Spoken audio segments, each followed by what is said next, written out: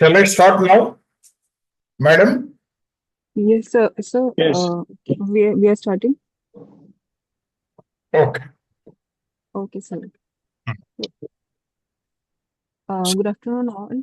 Ah, I welcome you all to second session of workshop of ICSI IIP to the topic end-to-end compliance and process audit of CIRP and liquidation assignments.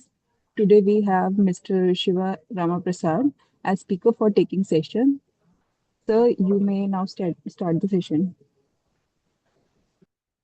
okay. So, good afternoon to all. Yesterday, I discussed some aspects with regard to random audit as well as specific audit. Now, I am in the process of preparing the checklist for all products of the IBBA in detailed manner. That checklist is very, very useful, not only for audit purpose, but also while handling the cases of that particular product.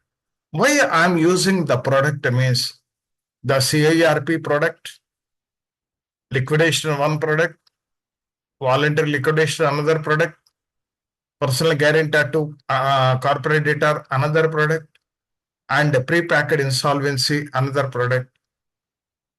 For all these things, I wish to prepare one detailed checklist.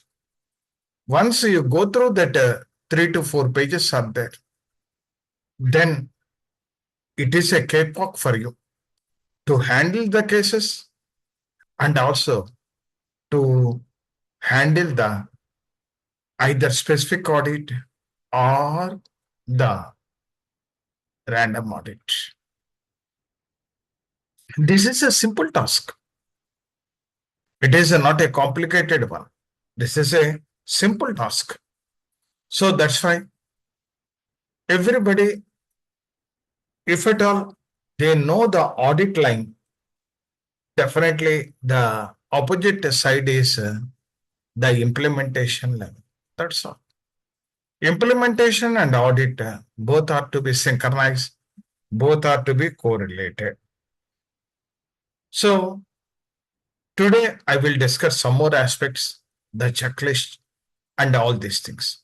Am I audible, sir? My PPT is visible and moving. Please confirm somebody. Yes, sir. Everything is proper. Okay. Now, audit in a PG to CD. Personal guarantor to corporate debtor is also one product of IBBI.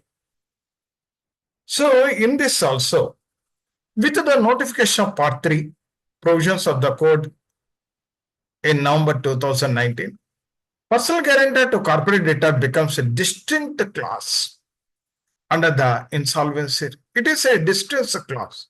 Why? Because it is in debtor's control and overall control by the creditors, not like a CIRP, not like CIRP. And it is a cost effective. The minimum default is 10 lakhs and the maximum period is 120, and this is applicable for MSME and during crisis. So in the coming days, my perception thinking, number of cases are to be filed under PPIR. Why? Because the bankers' non-performing assets are increasing. Earlier, bankers' reluctance is there to accept the bliss pen. Today, there is no other alternative. On account of the Iran and Israel USA war. So, today the elections are over both in West Bengal and Tamil Nadu. Tomorrow onwards, whatever the damage happened to the economy, that is to be revealed to the public by the government also. Because they are in the process of studying and what are the consequences and the repercussions, all these things. Random audit function. Random audit here ensures insolvency.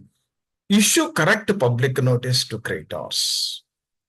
Sir, here personal guarantor to corporator, even small claims are also there.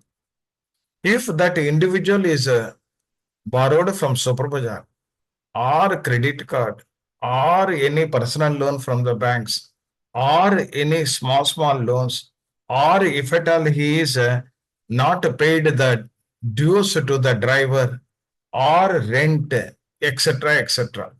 So, but you have to communicate properly to all the creditors, verify the claims collusion properly.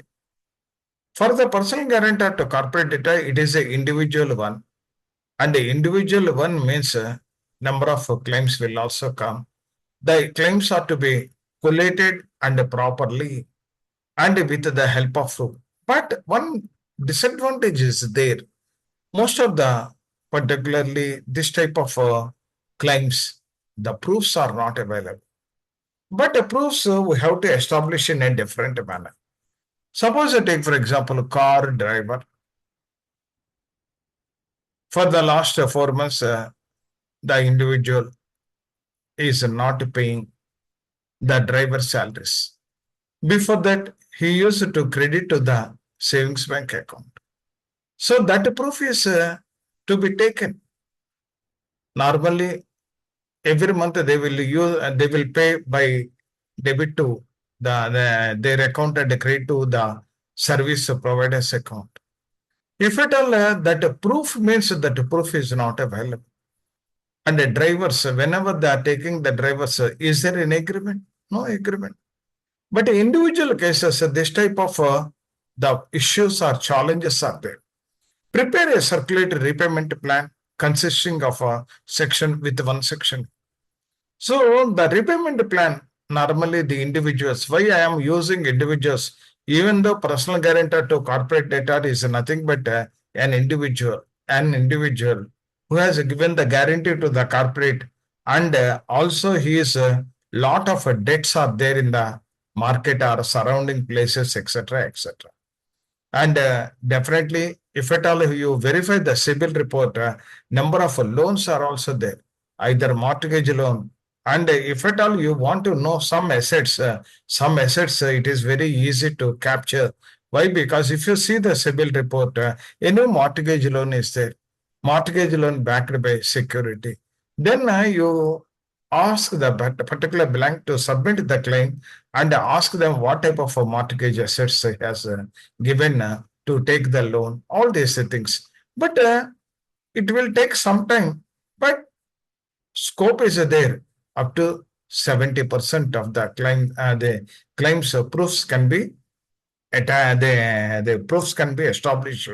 At the same time, the assets are also can be they know, but it depends upon case by case. That uniform the procedures may not be they applicable in all cases, and seek approvals within the timelines. A personal insolvency norm still evolving. Such audits help establish consistent compliance practices also. Specific audit relevance. Specific audits be initiated if there is under declaration of asset ownership by the guarantor. So ownership, if at all at the time of giving the loan for the company, the guarantors will tell, so if the company is not paid, I'm ready to pay, sir, no problem, sir. This is my net worth statement, like that. That net worth statement also you take that one. While sanctioning the loan, the person guarantors, they use it to give net worth statement. That is also to some extent it is useful. But once the company is not paid and the full amount is not recovered under CIRP, the balance amount being a guarantor, that is to be recovered from him. And if you ask him, when you are going to pay, sir, nothing is there, sir. I incurred a loss. I spent a lot of amount to the company and I incurred a loss. Today, even roti kapda or makan is also a big problem. Like that, they will tell. That is all our stories only. That is all our, most of them are stories only. Related creditors are given preferential payments in PG to CD. Then he will create some number of the particularly the creditors. So relatives and all these things, he will sign and promissory note and all these things. And all these things, if at all filed, then whether it is a genuine or not, this is also a big challenge. Resolution professional misuses the discretionary in plan evaluation. Profession misuses the discretion in plan evaluation. If at all the frequently the personal guarantor to corporate are telling that I don't have the this one means whatever the resolution plan out of that total amount I will pay only 1 crore or 2 crores. That 1 crore also 2 crores in installment. That too that installment is in 3 years. Like that the repayment plan he will give. The repayment plan also, that is the if at all the some of the resolution professionals are colluded with the personal guarantor to corporate data, then the problem will arise. Given the personal nature assets, these audits maintain trust in the system of fairness. Audits and prepackaged insolvency. The concept PPIRP introduces for MSME, the chapter 3A, section 54 to 54P, is a hybrid model combining data position and data. Earlier, I have wrongly told about the PG to CD, but PPIRP is that it is a data position and overall Kratos supervision. It allows corporate data to initiate insolvency after pre-negotiating base resolution plan.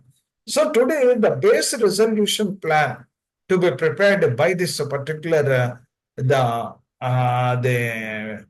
corporate data, and it sometimes the base resolution plan they will give a limited amount, and if the financial creditor is reduce the rate of interest or sacrificing the interest to some extent, and if possible the principal also, like that they are giving.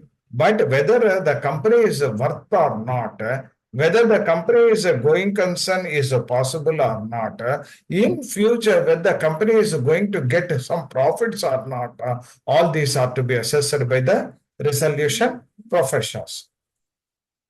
Random audit in PPIRP review is eligibility for initiation under 54A, conduct of the base plan, evaluation matrix, adherence, and a compliance with the transfer of COC formation and a plan invitation, and managing the operational control by the data under the RP supervision.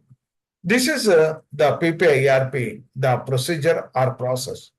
But specific audit instances are base resolution plan appears to be unduly favor promoters. Why they are giving a favor to the promoters? Why they are giving favor to the promoters? Because independence is there. You are independent, and you are not from the corporate data side, or not from the financial creditor side or operation creditor side. But in some cases, what is happening is base resolution plan appear to be unduly favor promoters, and information sharing without competing application is incomplete. Information sharing with competing application is incomplete, and RP independence is suspect due to pre-existing relationship. If at all the RP is colluded with the corporate data, even PPIRP is also prone to specific audit. Timelines or valuation mechanisms deviate from the regulations. Even PPIRP, that is maximum period is 120. Within 120 days, that total process to be complete. Given PPIRP relatively novel structure, blending pre-negotiation and the formal process, audit ensures remaining credible and aligned with the code intent. So if that is not happening, then the IBBA officials will visit and verify the process, total process, and what are the drawbacks or what are the missings and what are the errors committed by the RP. They will find out and they will submit to the disciplinary committee. The role and responsibility of the resolution in audit compliance. So once the audit is over, or once the audit is going to be started, your role is also very important. Once the audit starts, suppose you take for example, if the audit is going to be started next week, 1 week before or 10 days before, they will telephone to you and we are coming. Please be ready with XYZ company, CIRP, which was handled by you, the total documents in a seriatim as per the regulation, as per the code, and whatever the digital, whatever the physical papers are there, all are to be in a put it in a retrievable manner. Once we are coming, then we will ask some information, and accordingly you have to provide the documents, whether it is a digital documents as well as the physical documents also. Resolution profession functioning under IBBA regulatory net have so Selman the fiduciary responsible. Once they told it is a part of your profession. Audit is a part of your profession. And whatever the CIRP, once the CIRP is completed, then the total process is not completed. If at all any objections or specific audit or random audit is there, that also in the process of CIRP. In the similar manner, liquidation, voluntary liquidation, or the personal guarantor to corporate debtor or PPIR. Their accountability extends beyond creditors to the statutory agencies and public interest also. Public interest, all this, why audit? So to improve the quality. Why to improve the quality? Whether timelines are adhered, or value maximization is happening or not, or stakeholders are satisfied or not, that is to the purpose of the audit. Once the audit is there, then automatically every resolution professional will stick on to the guidelines, stick on to the regulations, then the quality will increase. Pre-audit readiness. Pre-audit and post-audit. Pre-audit, audit, post-audit. The three stages. Pre-audit, before that audit, they will telephone to you. And we are going to verify the total documentation and the interaction with the stakeholders also. And once the information received, from that point, you organize that physical papers, you organize that particular digital papers, and who, if at all they want to interact with the stakeholders, if that list is available, the cell numbers are available, make it ready. And audit. During that audit, whatever the documents they are asking, you have to provide. Post-audit, whatever the remarks they have mentioned, you have to answer them. If the answer is not admitted by the disciplinary committee, then they will take the action. Every RP or liquidator must maintain detailed records, accessible electronically and hard copy covering. Some of the documents are available with information utility. Today, information utility is not only for your the financial creditor or operational creditor. That operational creditor is that is the not a mandatory, but a financial creditor mandatory as per regulation. So you have to extract from the IU only. And once your CIRP is over, whatever your documents are digitalized and you may keep it with IU also. That facility also they will provide with some charges. Once that total documents are digitalized, the digital documents, the periodicity or retention period is 8 years. Whereas the physical documents, the periodicity or retention limit is 3 years. So every RP or liquidator must maintain the detailed records. Sir, I have not obtained, there is no excuse. I forgotten, there is no excuse. I am not aware of that particular regulation, no excuse. Accessible electronically. Today, date-wise retrieval is for that type of softwares are also available. And a hard copy covering financial transactions and ledgers of the CIRP accounts, whatever the documents. And if at all you wish to digitalize it during CIRP only, this is to be digitalized. You keep it aside. Before completion of the CIRP, all are to be digitized and keep it with IO. If at all any missings are there later on, it is very difficult. Date-wise, retrieval should also be easy.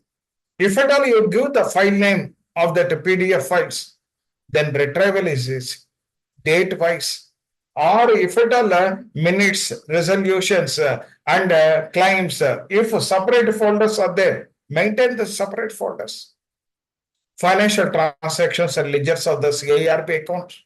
All communications, notices, board minutes to be organized date-wise, month-wise, within month-wise, date-wise. Emails, trials, and the reports are to be submitted to the adjudicating authority.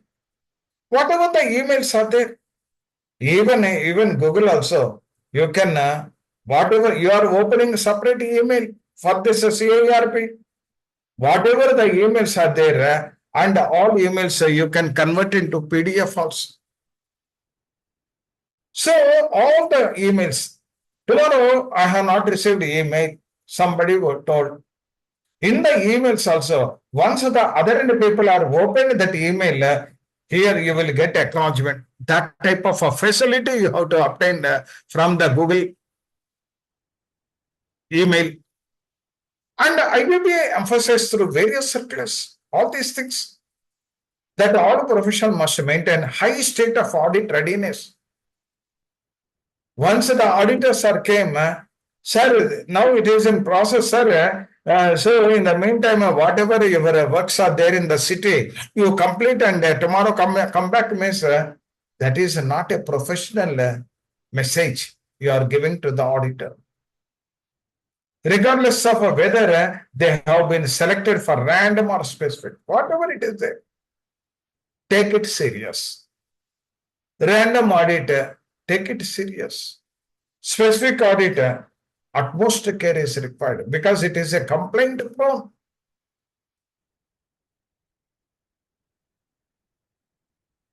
Cooperation disclosure. During an audit, RP must provide a timely and complete access to all records. Timely. If at all that public announcement paper, can I have that one? Immediately go to that digital and retrieve that one and show it to him. Expression of interest, show it to him. Next, how many claims are admitted? What is the summary? Show it to them. So all these things are in a structured manner. So disclose third-party professional contracts, whatever the professional contracts are there, values, lawyers, accountants. So whatever the profession, if at all you are engaging the services of the valuer, what is the contract? How much amount you are going to pay? And if at all you are engaging the service of the lawyer, what is the contract? How much amount? Accountants for verification of the transactions. If at all you are engaging the service of accountants, that is also. So maintain transparency in reasoning, particularly the reasoning behind key decision. Suppose some key decisions are taken. And why you have taken the decision? Decision making is choosing the best among alternatives. What are the alternatives? Why you have chosen this alternative? Why not other? The rationale for that This one also you have to make note on that particular papers. Failure to cooperate may itself invite a disciplinary action. If at all these things are not happened, then disciplinary action will be initiated. Integrity, objectivity in response. Whenever the auditor is asking, the confidence level is required. If at all you have completed the task with your involvement by following the regulation, then the confidence level, the integrity and the objective. Sir, I have finalized this fund. I have finalized this fund. Why I have chosen this particular valuer? Why not others? And why I have chosen this prospective resolution applicant? Why not others? The confidence, the following, if at all you are having the good knowledge and involvement is there. Today, what is happening? Outsourcing. Some of the people, they are focusing on other areas instead of this core area. So the professionalism of an RP is partly demonstrated by the manner in dealing with the audits. IBBA experts RP treat the audits as a integral to the governance framework and adversarial scrutiny. Whatever you have to did, that is subject to audit. Once the CIRP is over, your job is not over. So next step is audit. Pre-audit, you have to they ready for the documents. During audit and post-audit compliance, and if at all there arises some the queries, you should be in a position with the proofs. And if at all it is wrong, it is subjected to disciplinary action. The spirit of the cooperation reinforces the regulatory system as a partnership for accountability and not punishment. Actually, audit purpose is not for punishment. Okay, if at all we are doing wrong things, definitely punishment. The purpose is whether he is following the laid down instructions, laid down the regulations or not. That is the purpose. Sir, one doubt, sir. Tell me, sir. Sir, in large cases, CIRP or whatever cases, Sir. What is the practice, sir? Normally, the digitization, what you are saying, whether it is done by RP himself or normally it is outsourced, sir? Sir, outsourcing is a digitalization not done by you with the help of scanners and all these things, but overall control is required. Sir, yeah, that is absolutely right. The overseeing, because responsibility will remain always with the RP. That is for sure. Correct, sir. But normally, what is the practice, sir? They normally engage because you may not have scanners wherever you go. Sir, take for example, suppose SR states or big companies. Claims verification is not possible in the with the RP. But for verification, he will take the particular support of the outsourcing. Correct. Competency people. Whenever you are taking the support of others, what is the volume? Volume of justification should be there. Yes. This is 10,000 or 20,000 plus claims are there. If at all are fully involved, who will look after the rest of the process? 100% that fact. Once the report is given, and he has to oversee the report, and he has to raise some doubts. Even today, the head of the company is a managing director. He is not producing the product. He is not recruiting the manpower. He is not all these things are different line functions are there. But overall, Whenever they are saying they're recruiting, so out of 100 recruitment, at least 20 recruitment or 10 recruitment or 5, he has to verify. And occasionally he has to go to the production department. What the production is having, whether the line people, line functionaries are doing their job or not. That is required. Big companies all are not possible through the RP. This is a size of factor. If it a small one is there, and he is overall supervision. Okay, sir? Yeah. Next. And that will be a CIRP cost, no, sir? Correct. That is a CIRP cost. Okay. Okay, sir. Thank you. The spirit of the cooperation reinforces the regulatory system as a partnership, accountability, not punishment. Audits are not punishment. To streamline the system, to rationalize the system. And if at all audit is not there, even a parent is auditing the son's performance. Like that, even an organization also, the head of the organization is monitoring auditing the performance of the workers or employees like that. Linkages with IBBA regulation circular compliance. Audits are not a standalone exercise. Audit is not generated from sky and are not generated from elsewhere. They directly intersect with several statutory and regulatory obligations under IBBA rules. Audit is not a rocket science or it is a unique and it is a research oriented or scientific. It is audit generated from the regulation. It is generated from the code only. CIRP regulations and IBBA circulars. Resolution professions are bound by Regulation 7.2, mandated compliance with the code of conduct. IP regulations. CIRP regulation 40B, obligating submission of a form CIRP1. These forms are name changed, CP1, CP2 like that. That's fine. The forms are also available in the IBBA website. If you go to the downloads, all forms for PPIRP, these are the forms. For liquidation, these are the forms. For voluntary liquidation, these are the forms. From time to time, the codes may be different, but the overall, the purpose is constant.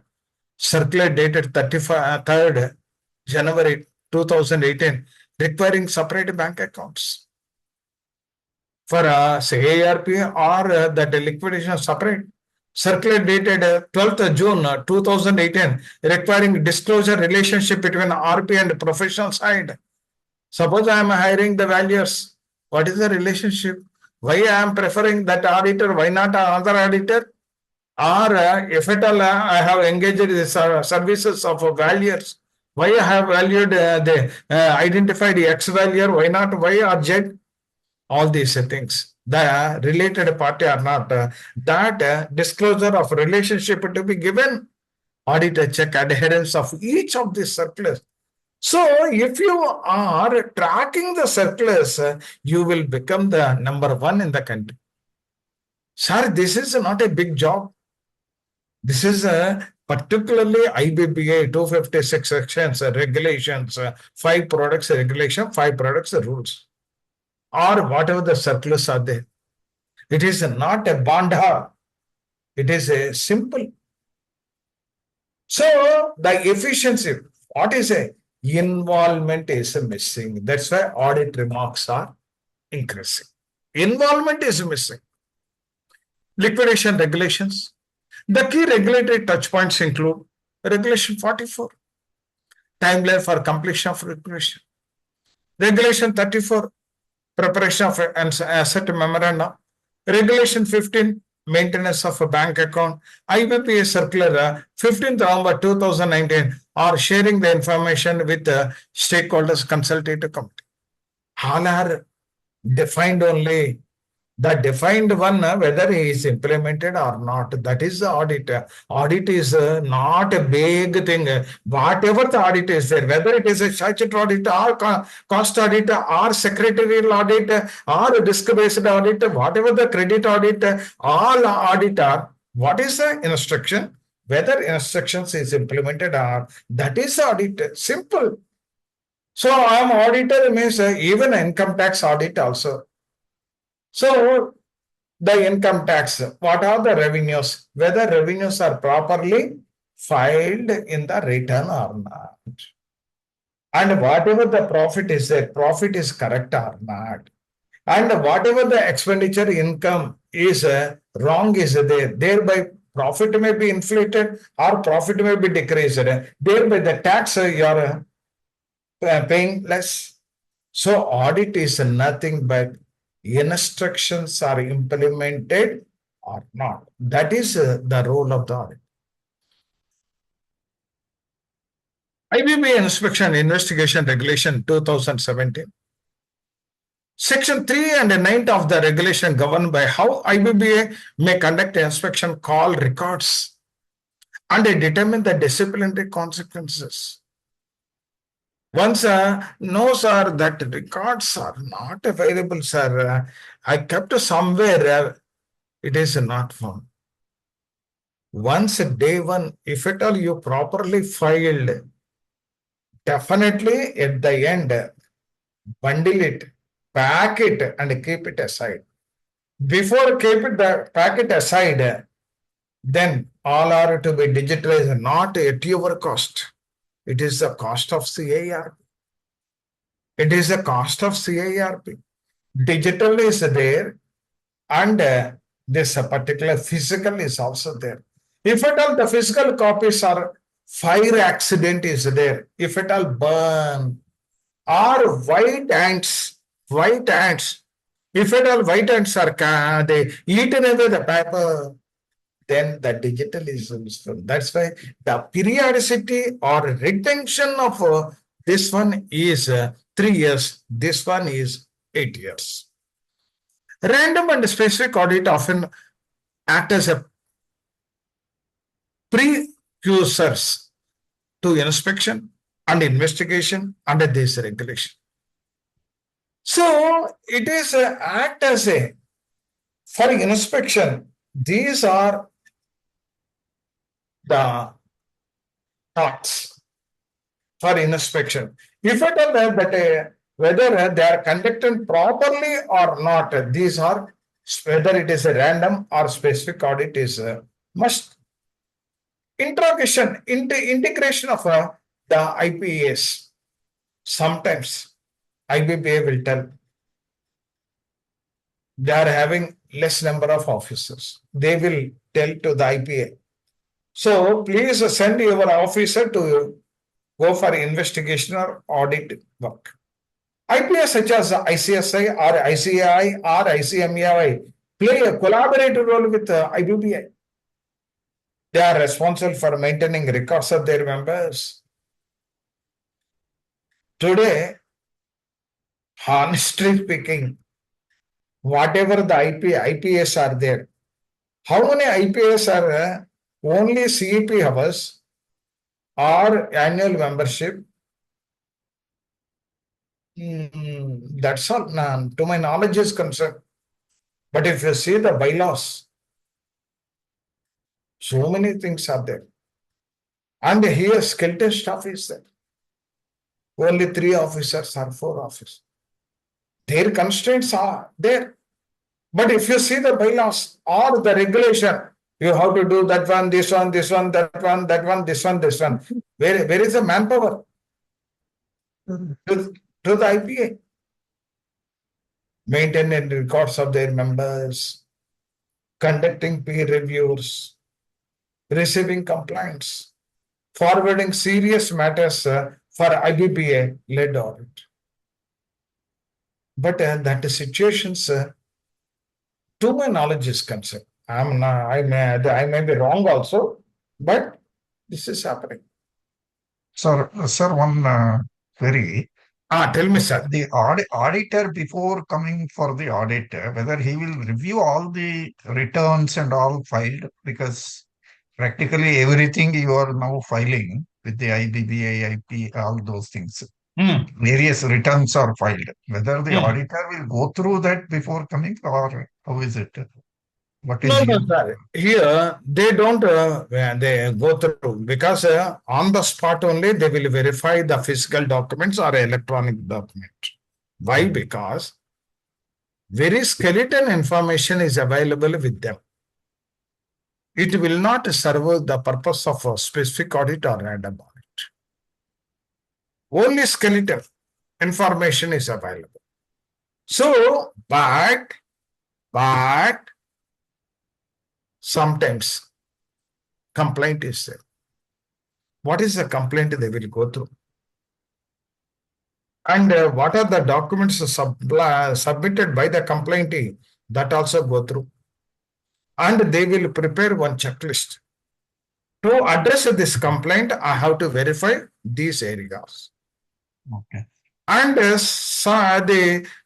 he will come and he will ask all the information. Some complaints are small complaints. It is not economically viable. In that case, they will do the audit through the Zoom or Google Meet, etc. And after that interaction is over, they will ask, you submit this PDF, this submitted, this. And if at all the IP is submitted, then they will verify and close the issue. Close the issue. Many So- times there are frivolous complaints also.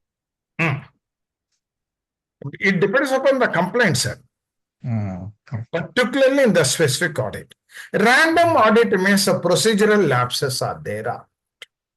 During a procedural lapses, if at all big lapses are there, but nobody is complained, then random will be converted into specific.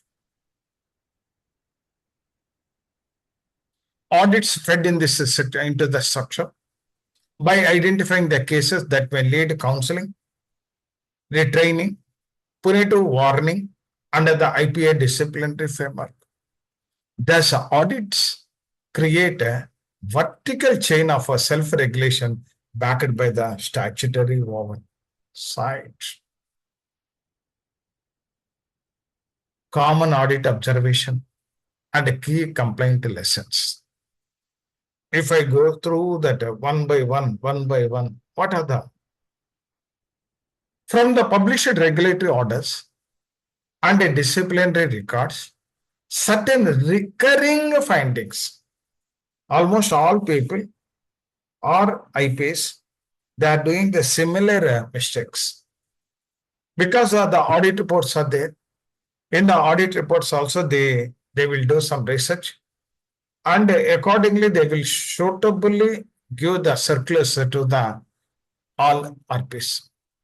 Irregularities identified. Delay in constitution of COC or filing of a progress report. In liquidation or COC constitution, progress reports are not properly filed. If that is a lacuna, what is the problem? Day one onwards, COC constitution. In how many days I have to constitute? You prepare the checklist, complete the task. Then this type of errors will not arise. Progress report, particularly in the liquidation. The progress report is very much required. Otherwise, they are in tense, they are in dark. What is happening? When the asset will sell, when the asset profits have to be distributed to us. Lack of transparency in appointing professions. Sir, if at all 10 people are applied, out of 10, why have taken Mr. Prasad? Whether he is a relative to you, or efficiency, or how many handle, the price of the chart, even professionals also, not the H1, L1 only, lowest only. Those who are providing the services, lower cost, not high cost people. Even though he may be the expert, he may be the international valuer, I don't require. Once the company is in doldrums, cost minimization is one of the important areas. So lack of transparency in appointing professionals. Casual approach. Some of the telephone, boss, your relative is there, whether he is they verifying the accounts, because in IBC also there is no qualification stipulated for transaction audit. Whether it's capable of, okay, please send the biodata, immediately appoint. Why not reputed persons? Reputed means not costly. Those who are having skills, those who are handled this type of assignments earlier, non-maintenance of detailed claim register. Some other people hiding. Later on, if at all anybody complains, if that information is available, they may take action. What is the problem? Once you have admitted one claim with sufficient proofs, and whatever your observations you have written on that particular claim form, then what is the problem in showing that information to the auditor? No, no, sir, that the forms somewhere I kept. Where you have kept it? Non-maintenance of detailed claim registers. Once assignment is there, the assignment related papers all are to be kept at one place. Before completion of that CIRP, in your presence, all are to be digitalized. Today, mega scanners are available. Even books also, it will scan. All scan data and in a sequence manner. Don't give the total bundle. Today you ask, this is the 180 days, the resolutions that are passed in CIVOS, and count it 10 files, this 10 files. Once the scan is over, 10 files are back, and bundle it. Next, claims. How many claims? 1,000. Serial number is also there. Scan it and bundle it. Next, how many prospective resolution applicants are submitted? 20. 20, you give it, scan it, complete. Next, valuation reports, the 2 plus 2 plus 2, the land and building, plant and machinery, and the securities valuation. Okay, how many each? 100 or 200 pages. Scan it and valuation. Next, transactional auditor, preferential, undervalue, extortionate, fraudulent. Each are 100, 400 pages, and give it to them, and evening. So that is a planning. Planning perfects the professional. Planning perfects the professional. Non-maintenance of detailed claim registers. This is another irregularity that is identified by the IBBI. Conflict of interest between RP and resolution applicant. Whenever I have finalized the evaluation matrix, only the quantitative figures are there. Whatever the qualitative figures. Okay, even though one person is got 100 out of 100, the COC may not take that particular PRA. Even 100 out of 100, 1% 70, they may take, but substantiate. Why I have taken 70? 1, 2, 3, 4, 5, 6, 7, 8, 9. These are the reasons. Sign all the people. So here record maintenance is one of the important, that is missing in the particularly in IBC cases. Conflict of interest between RP and resolution applicant. Absence of valuation reasoning in asset sales. Valuation reasoning in asset sales. Why you have sold that asset? Why you have not auction, private sale? What is the reason? Is it a perishable good? Is it the worth is much more than the fair value? What is the reason? Private sale. Why have reserved prices reduced? Your comments everywhere because it is a professional work. You are the professional. The professional excellence to be shown in the each and every process. And executive, excessive, inadequately justified the professional fees. Why you have taken? Okay, earlier 300 crores, that much given. And this also more than 300 crores of the total asset value. Substantiate. Then nobody on the earth will object. Compliance licenses. Maintain digital timestamp records. Timestamp, date wise, first month wise, within month wise also, subject wise, within subject wise also, date wise. If that is the organizing the data gives retrieval easy. Retrieval of the data is very easy. Otherwise, zigzag, mixing all these things, kachada, mixing of the papers. That is gives the professional excellence or professional skills. Maintain digitally timestamp records. Keep minutes with the clear voting outcomes. Once the minutes are there, voting. Who is for, who is against?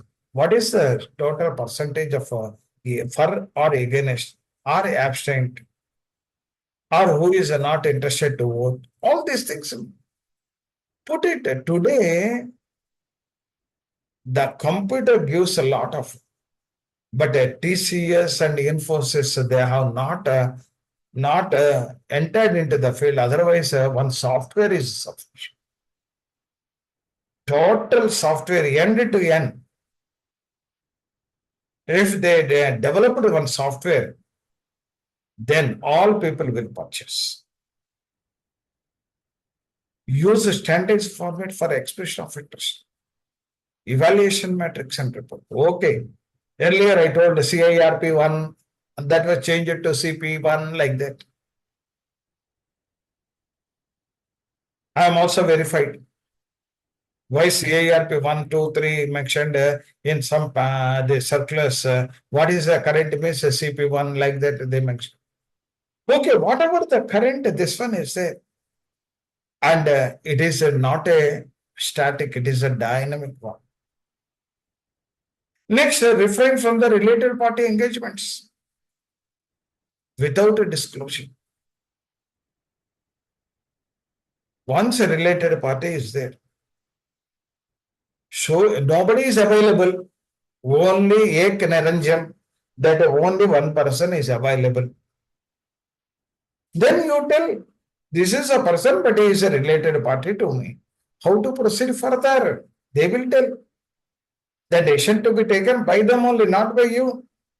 Whether they are supervising that particular person or not. Suppose the values are not available in that particular location, whatever the fees you are going to give, that is also not acceptable. Only one person, that to related party, related, this is a position, take a decision. The decision should not be taken by you. That decisions should not be taken by you. Verify all legal provisions before decision on ineligibility. Sir, once even tenders also, last week I have discussed in liquidation. If at all one person is a tender, he is not eligible. Why he is not eligible? Simply not eligible. This is not binary answer. Yes or no. No. Yes. What is this? Why no? Why yes also? Write it and close it. Otherwise, tomorrow it may create a problem. It may create a mental harassment.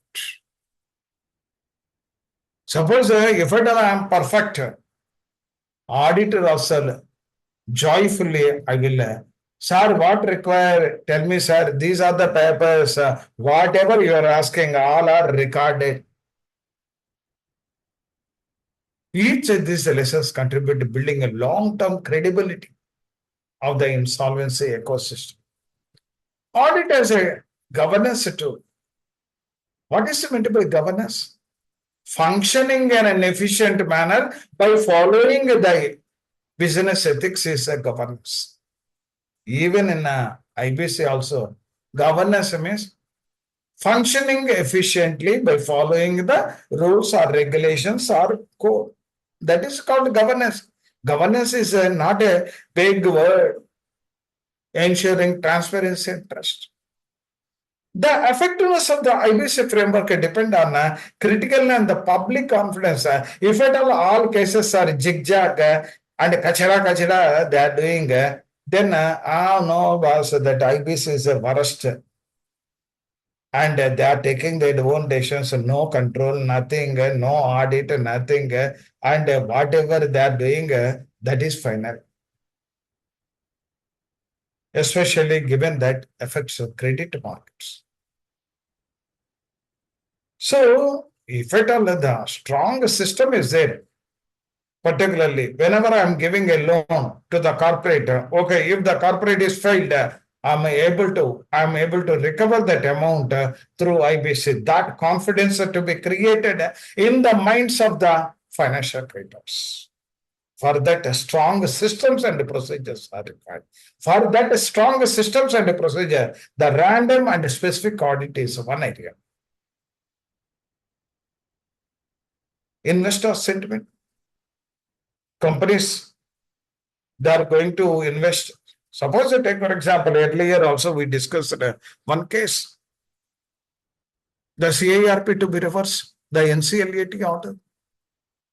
Because he has accepted that particular earnest money of deposit after a certain period. Once the amount is recovered in particularly the CIRP, again that person is the COC member. Once the full amount is recovered, then that person to be removed from the corporate guarantor CIRP also. That person is included. The out of three, the best plans that is identified. One is 240, one is 160, another is 70. Means 70 they have taken. Why they have taken 70? No recording. No recording. So then the investor, now he is unhappy. Once you have given the as a company for 70, now you are telling that that is to be reversed. Means already some project is completed. How he will reverse? Suppose one person he has taken away food. After that, the food is a theft food. In the meantime, digestion is also over. How to reverse? Like that, this is also. Random and specific to strengthen the confidence, providing external validation and the process being fairly administered.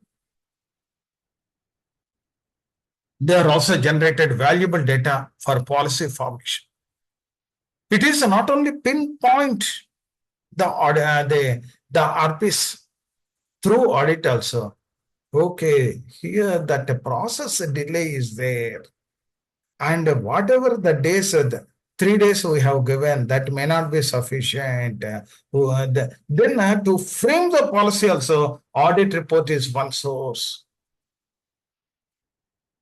Suppose you take, for example, PPIRP. Some of the people that are telling bankers are not accepting that. So once the bankers are not accepting, then that is to be identified for a change in the policy. They are also generated valuable data for policy formation. For instance, repeated audit finding about valuation delays lead to reform the empanelment and fees disclosure norms. And inadequate claim verification encourage IB to issue clear model forms for claim submission. Even for claims also, root level, some of the while designing that particular the template means of that particular statement, the claim form, that is called template. Unnecessary information not to be mentioned. Practicality is to be given. Invoice number, okay. Date of the invoice, okay. Quantity supplied, okay. Rate, okay. Amount. Whether GST paid or not, okay. The relevant information to be mentioned. So if at all irrelevant is there, not applicable, not applicable, not applicable, not applicable. The irrelevant and not applicable, but relevant is not available in that. Inadequate claim verification, IBB issue, clear models. Forms are to be simplified. Then automatic claimants, it is very easy to fill it up and submit. Thus, audit supports feedback loop. Observation from audit influence the regulatory judgment, creating continuously improving the ecosystem. Challenges and way forward. But here also, in audit, the challenges are there. Day by day, IPs are increasing. Day by day, volumes of the cases are also increasing. And even complaints are also increasing. In that case, IBBA should have the sufficient staff. Resource and process challenges. Conducting frequent audit across thousands of cases is resource intensive.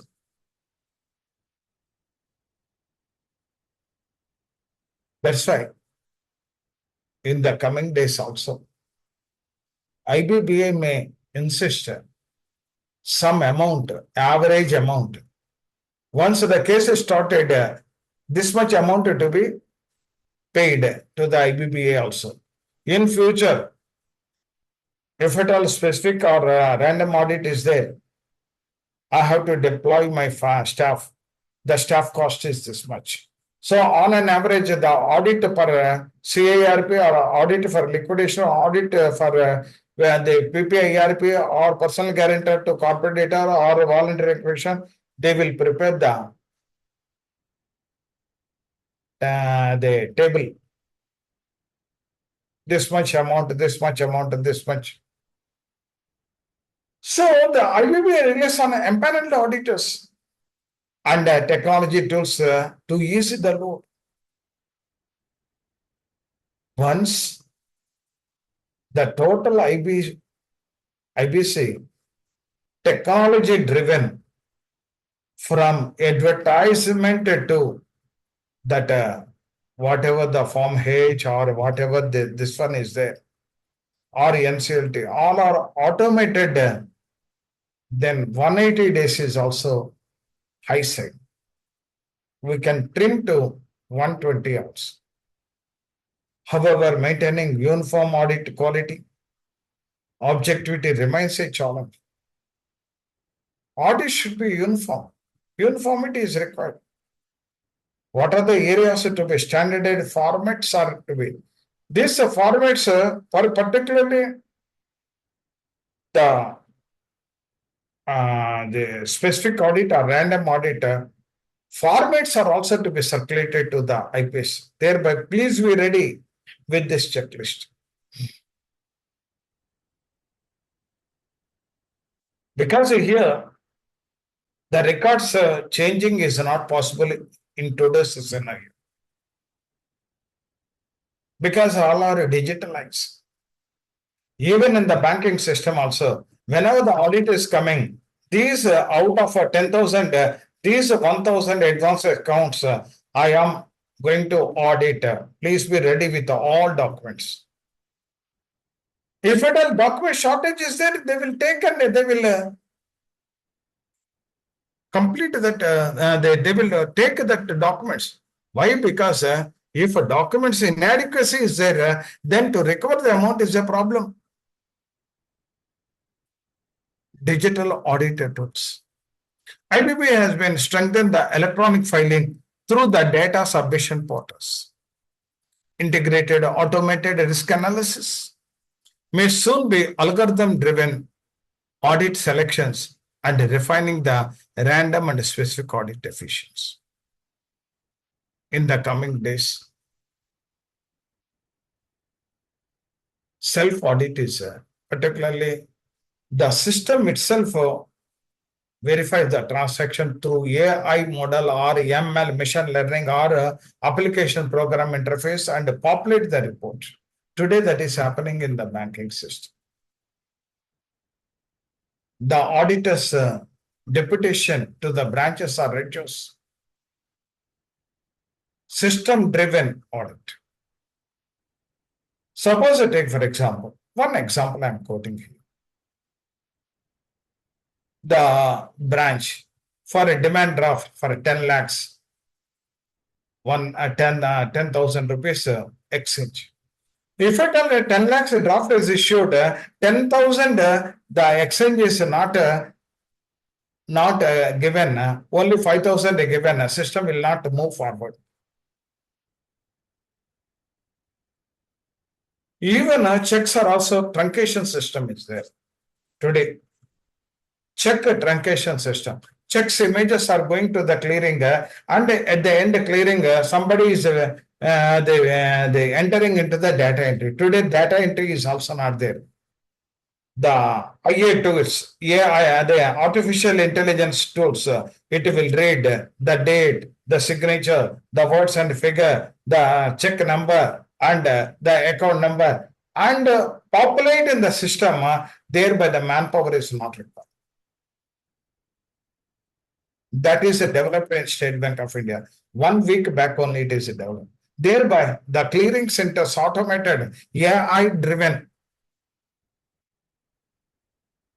So that's why random specific audit efficiency. If algorithms are driven, that is possible.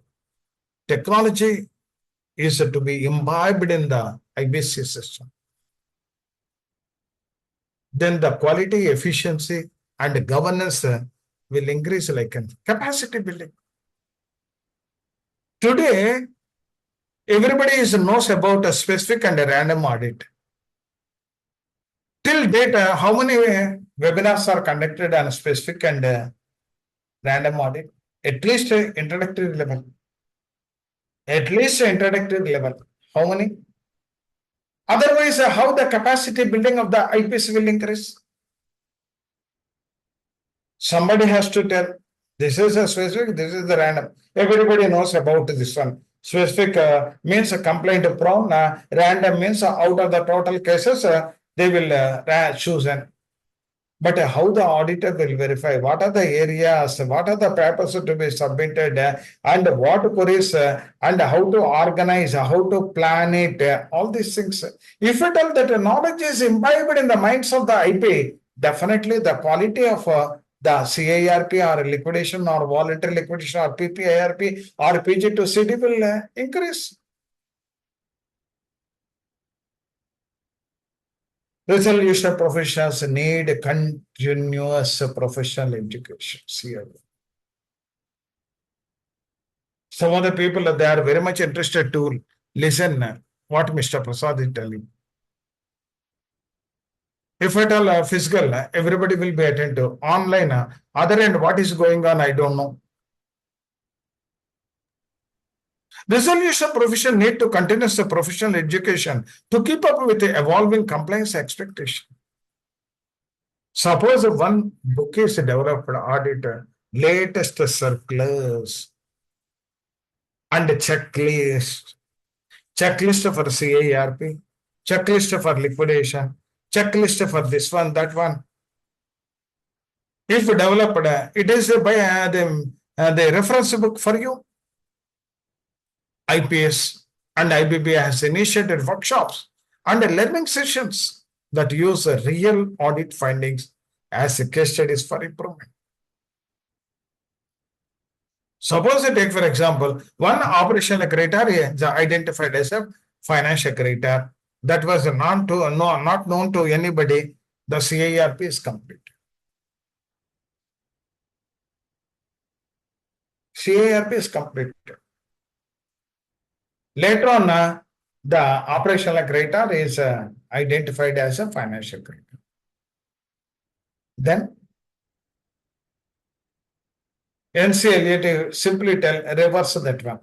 How to reverse? Reversal is very easy to tell. How to reverse?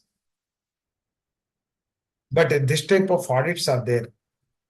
The interim audit and final audit. Interim audit at 90 days and final audit after 180 days. Then this type of problems will not arise. A number of NCLAT cases will also reduce. Towards a self-regulated audit framework, globally mature insolvency jurisdiction combine regulatory and peer audit approaches. India appears to be moving this direction where IP is a responsibility for first level peer audits, leaving IBB to handle systematic and severe cases. This laid model has enhanced the efficiency and trust. First, initially 3 years, staff is not equipped and people are charged more. The people capacity building is not up to mark. IPS number of mistakes are there. If at all you go to that 2018, 19, 20, if you do the audit, number of mistakes will come. So here, everybody should have the knowledge about the regulation, the code and the rules. Hence, audit both random and specific are essential instruments. Undoubtedly, that is required in upholding the sanctity of India's insolvency framework. That is required. Otherwise, how you will tell my IBC is an excellent one? Rating should be given for each and every assignment of the IPs. They act as a regulatory concerns of the IBC, ensuring that every resolution professional, liquidator or participant adheres to the letter and the spirit of the law. Spirit of the law. Otherwise, if at all I have not adhered regulation, I have not adhered a code, they are not adhered the law. They are applying their own law. If at all valuation, they are appointed their related party, violation of the law. If at all within 3 days advertisement, they have given after 10 days, they have violated the law. Evaluation marks, like examination marks awarded, like whatever the marks they have given, violated the law. And if at all a prospective resolution applicant and known people, even though unknown people quote high and known people, 29-year disqualification is also there. They have awarded violation of law for resolution professions. Their role goes beyond technical execution. They function as an officer of trust. account for balancing creditors' interest, statutory compliance, and ethical conduct. All these things are required. All these things are required. They are the officers of trust. Trust means they should obey, they follow the rules, regulations, and code. If I don't know, or if at all no, I'm not followed, then that assignment is not a good assignment. Audit reinforces this accountability, reminding profession that transparency, fairness, and diligence are indispensable of their role. It is indispensable of their role. For IBBA, the audit regime provides a structured, evidence-based method. Public announcement. Show me the public announcement. On which date? What is the CIRP commencement date? Valuation. On which date you have started? What is the CIRP? How many days are lapsed? Expression of interest. CIRP commencement. When the expression of interest is given. Request for resolution plan. When you have given. What is the timelines? All are evidence-based method to assess the effectiveness, detect anomalies, and refine the regulatory architecture. That is the audit. Paper missing, throwing the papers different places.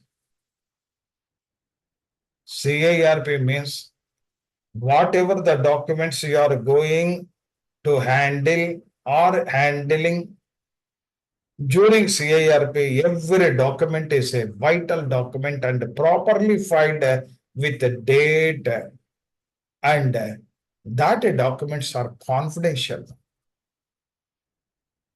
If 1 month is over, okay, 1 month is over, 180 days. Total, we presume that 6 months. 1 month is over. Once I am going to next month, what is the problem to digitalize first month papers? Subject, within subject month, within month the particularly dates. What is the problem? I need not wait up to 6th month. Whatever the first month papers originated or whatever the papers are there, digitalize it. Once the CIRP over, you can leave that organization with the physical as well as a digital pen drive. All digital is a pen drive, one pen drive, and the physical bundles also you keep it with one place. This pen drive you please provide to the IU for a disaster recovery. If at all any eventualities are happened, this will be useful. That's why time management and planning is very much important. Together, they lay the foundation for a credible, efficient, and equitable insolvency ecosystem capable of sustaining market confidence and promoting economic growth. Why SURFACE is not used by the banks? Why debt recovery tribunal is not used by the banks? Now banks are using the IBC. If at all this IBC is also like a SURFACE 2002 and a debt recovery tribunals, then there is no use of IBC introduction with value maximization, time value. All these things are only on the book. Now, I will discuss some audit checklist. So I have given an overview of all these things and the checklist. If at all you are identified as an auditor, particularly in the coming days, that may happen also.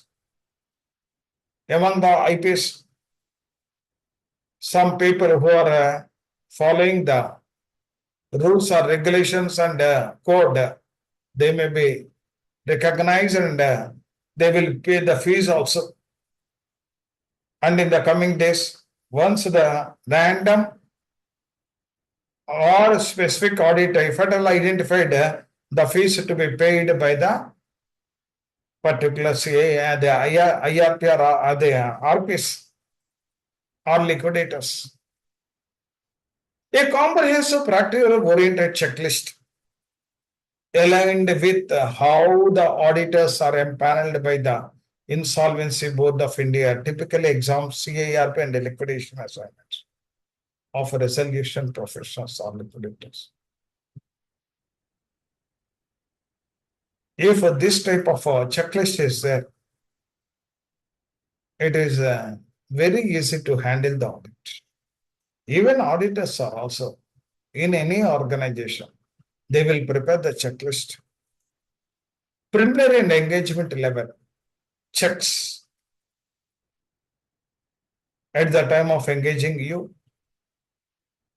as a liquidator or IRP or RP for PPIRP or PG to CD. Then what are the areas to be?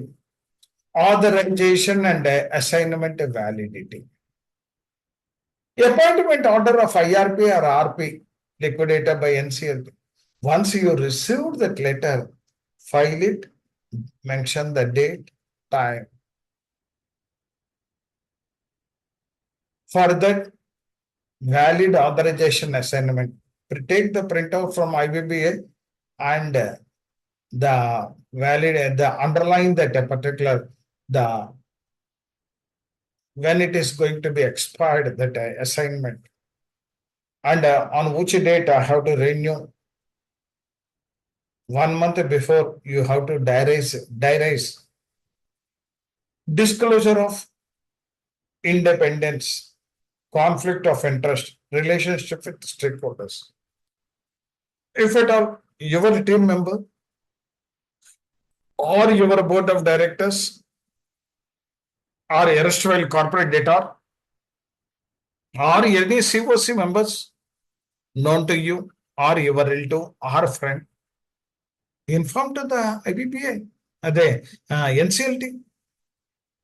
Sir, this is received. After reporting to that particular CD, I came to know some of the employees are really they known to me.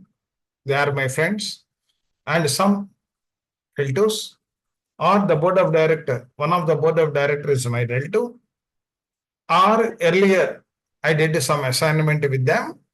Or otherwise, independence, conflict of interest. The conflict of interest. Otherwise, it is a conflict of interest. Relationship with other stakeholders. Registration status with IBPR. I have paid when, whether my annual fees is paid or 5 years of fees is paid or not, please verify. Even in the circular of IBPR also, they clearly stated some of the people without authorization for assignment, they are handling the cases. Without AFA, case selection basis audit perspective, random audit system based selection by IBPA, specific audit compliance received, adverse application observations in CIRP or liquidation, orders of NCLT also. Sometimes NCLT will also order or inform to IBPA to conduct the specific audit. Not only the complaints received by IBPA, but also NCLT. CIRP process a detailed audit checklist. What are the detailed audit checklist of CIRP? Public announcement. Public announcement compliance Form A. The forms may be changed. Publication is required in newspaper, English and reason. All are in queue. Date, serial. You mentioned each and every, once it is originated in a queue, mention the serial number also. Then automatically 300 or 400 at the time of scanning that particular pages. So I have given 500 pages, 500. Timelines within 3 days. Claims forms received. Verification process. Whether I am verifying with the books of accounts, or I am verifying with the information utility, or I am verifying with the bank statements, etc. So, what are the areas to be verified? What are the sources is they taken? That is also mentioned. Public announcement claims, maintenance of the claims register. The register is very important. In the claims register, the classification is required. Financial creditors. Within financial creditor, related and unrelated. Within the related, secured and unsecured. Or the unrelated, secured and unsecured, related, secured and unsecured. Operational creditors. The operational creditors are also services and those who are supplied raw material. Some people, transportation services or internet services or electricity, whatever it is there, or government taxes, operation creditor, and a related proper identification. So, the related party identification is also very important. How to know? For that also, some modalities are there, some checks are there. Constitution of Committee of Creditors. Correct constitution of CIRP. That is required.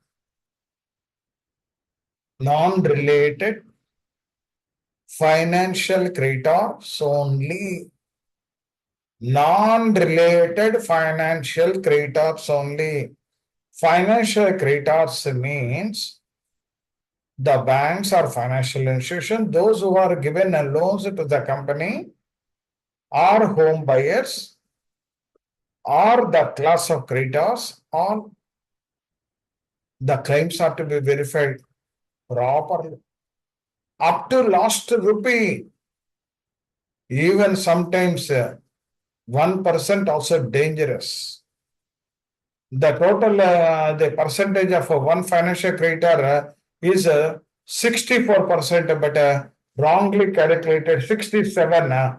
And each and every decision he is finalizing and approve it. But original, if at all you verified that claim, only is having 64%, not 67. More than 66, approved. And the distinguish between the related party and unrelated party, the distinguish between the secured and unsecured, the distinguish between operational creditor and financial creditor. That is required. The voting share calculation accuracy of the 2 digits. If at all 2 digits are also matching, go for another digit, no problem. Inclusion or exclusion of a related party. So why they should the related party should not be included in COC, but they are having that particular financial creditor status. And if at all you are included, then the reasons for that and appropriate authority is also to be required. Siva's intimation and filings with the NCLT. And all these things they will verify. Conduct of COC meetings. Notice compliance. Minimum 5 days and registered with the consent. Agenda and supporting document for circulation. Minutes preparation within 48 hours. Voting process, e-voting is there or not. Voting percentages and key decisions, appointment and confirmation of RP, or approval of a CIRP cost, or approval of result. All these things are checklist is available with the auditor, and accordingly he will verify this particular these things. Timelines, whether it is completed 180 or not.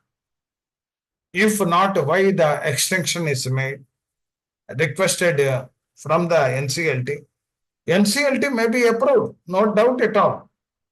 But whether it is a genuine reason as informed to the NCLT or not, that is required. And 270 to 60 days, whether 60 days extension, any disputes are there or not, what type of disputes, court disputes or any disputes, whether the evidences are available or not. Otherwise, some of the people, they will put in paper and NCLT, all these things, for them also it is not possible to verify each and every document. Extensions from NCLT is there or not, because there also volumes of this tracking is also very difficult for NCLT. And the adherence of the regulation 40, the timeline chart, all these things are to be verified by the auditor. Sir, are you getting my points or not? So getting it. Yes, sir. Hmm. Yes, So sir. we'll take for break, the tea break for 10 minutes. After 10 minutes, again we will start.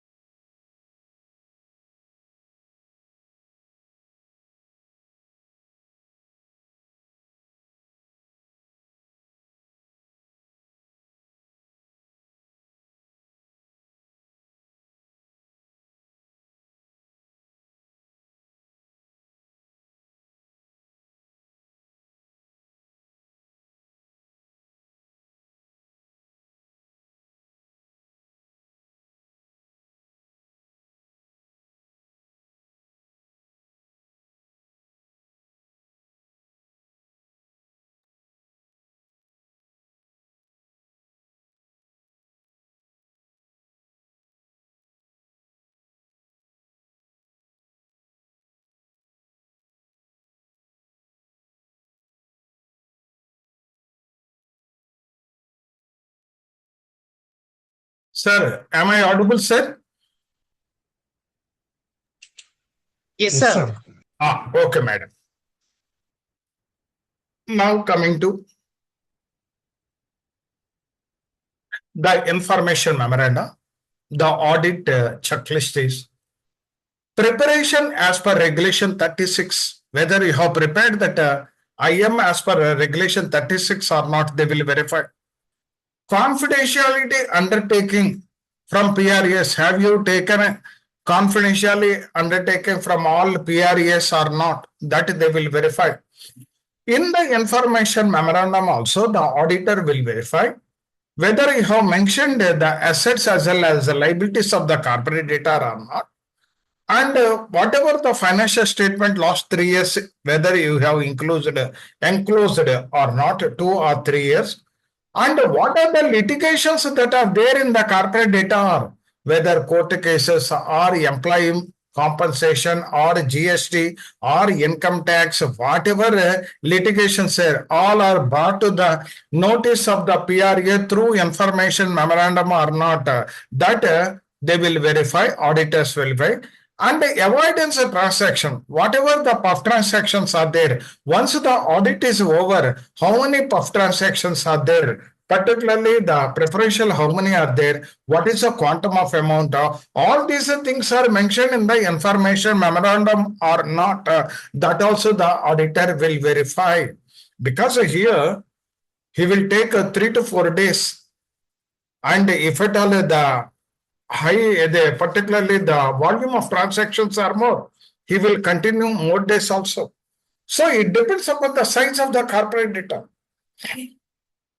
But in the coming days, I wish to give some lecture on how to prepare the information memoranda.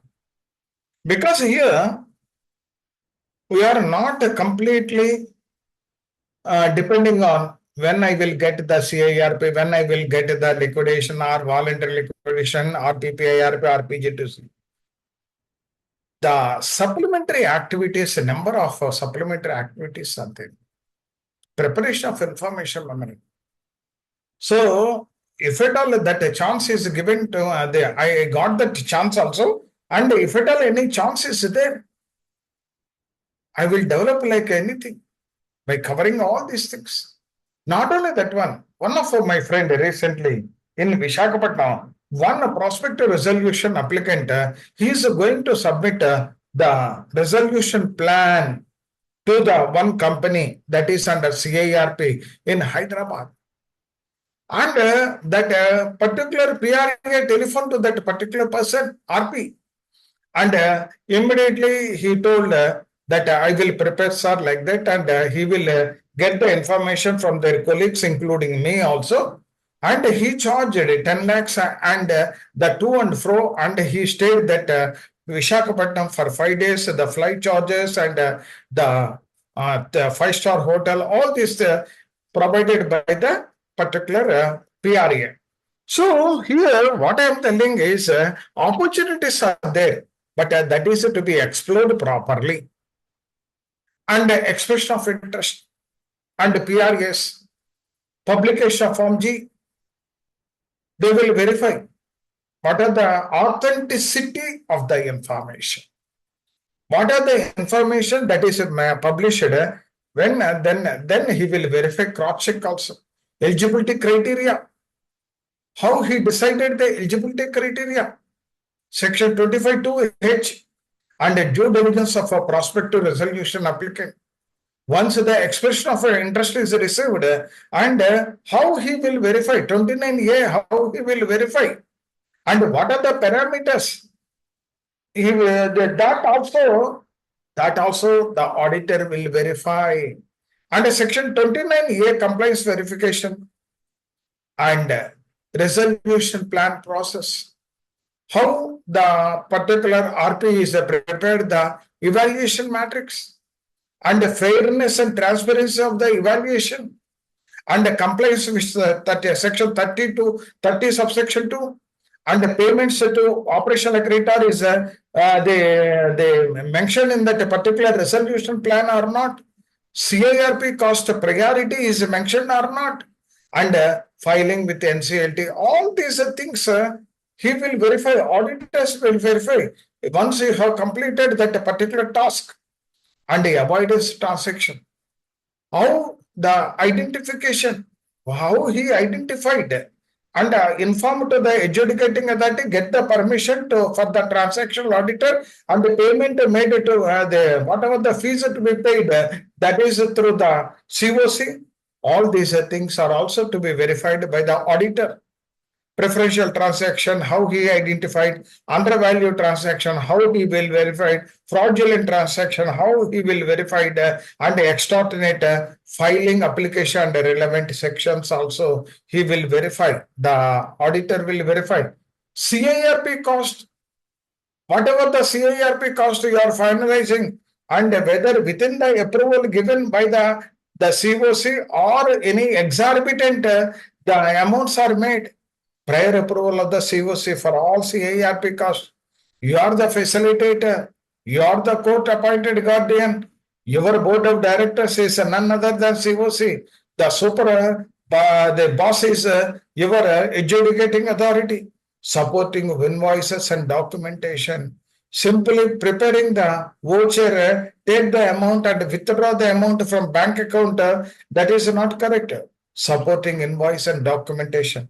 No excessive or unjustified expenses. If at all that is there, that also commented by the auditor. The CIRP cost and fees also he will verify. And compliance and reporting. Whatever the compliance, whether you are filing that a particular CP or CIRP 1 or 2 or proper date in the IBBA website or not, quarterly progress report, if at all it is there in liquidation, then whether you have filed properly or not, maintenance of records under regulation 39A, whatever the records are there, that is you are maintaining properly or not, that also to be verified by the auditor. Revised CIRP forms like a CP1, CP2 implemented by IBBA in May 2025. Streamline the monitoring of a CIRP process. CP1 covers the initial stages of insolvency commencement to Committee of Creditors Constitution. CP2 track of the process of a COC formation and a request for resolution. Like that, whatever the forms are there, whether the compliance or reporting is properly done by the RP or IRP or liquidator or not, that is to be verified by the IBBA auditor. And a liquidation process, a detailed audit checklist. Liquidation order. First, he will verify the liquidation order. That is issued by the NCLT. Publication and the public announcement and appointment of liquidator. How he will be appointed, whether erstwhile COC or the adjudicating authority or IBBA, whatever it is there. Now, claims verification. Fresh invitation of claims. And again, he has to verify. And from the liquidation commencement date, you have to verify the liquidation commencement date. The claims are to be invited. Verification within the prescribed time or not. That is to be verified. Admission or rejection of orders with reasons. Why you are admitting, why you are rejecting, what is the reasons, whether the reasons are properly mentioned in that particular claim forms with the annexures or not. That is also to be verified by the auditors. And only for 1 minute, sir, only 1 minute.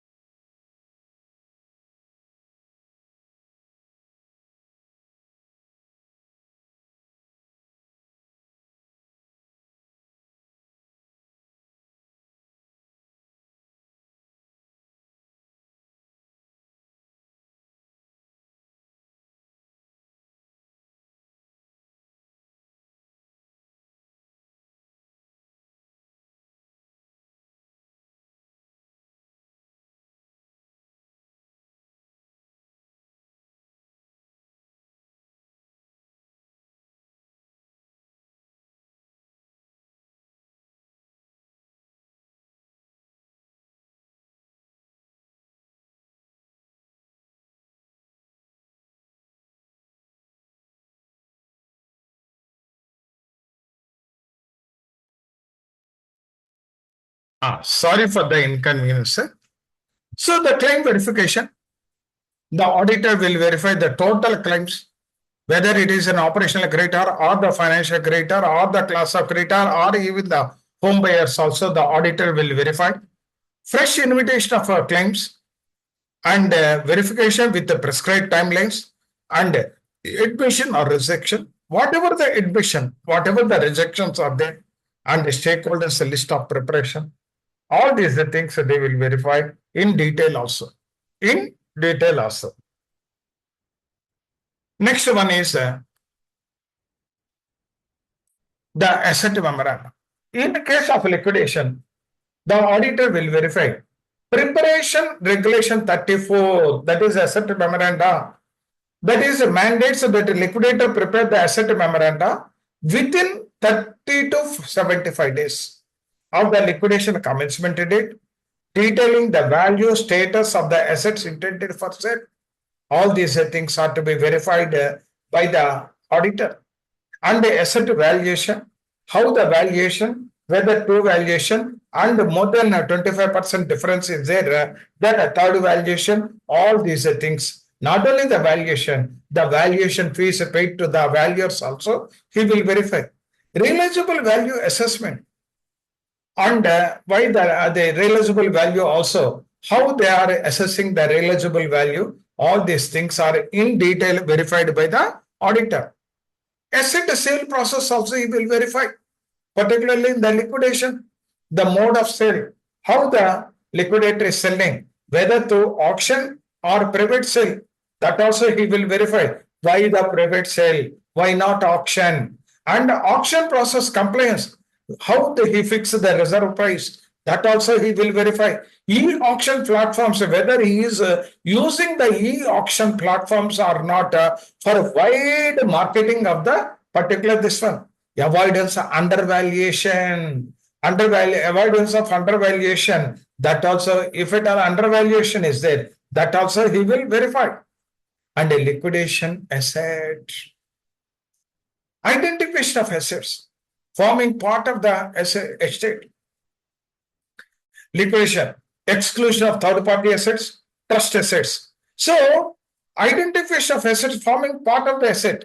So, the total assets that are laying in the premises of that particular the corporate data, and what are the assets that belong to corporate data, what are the assets of third-party assets or interest, like leasing or leasing or hire purchasing, whatever the other assets are also, that segregation is required. That also he will verify. And a distribution process. The auditor will also verify the distribution process. Once the amount is received and credited to the bank account within the stipulated time, if at all a date is extra, the delayed the remittance and whether the interest is paid or not by the IP. If at all you have received and not credited to the particular liquidation account immediately, then automatically whatever the days are there, that days you have to pay 12% or 18%, whatever it is there, that is to be failed. And the waterfall mechanism, whether the liquidator is following a waterfall mechanism under section 53 of the compliance or not, that also the auditor will verify. Timely distribution. So once the amount is received within 90 days, the amount to be distributed, bank account tracking.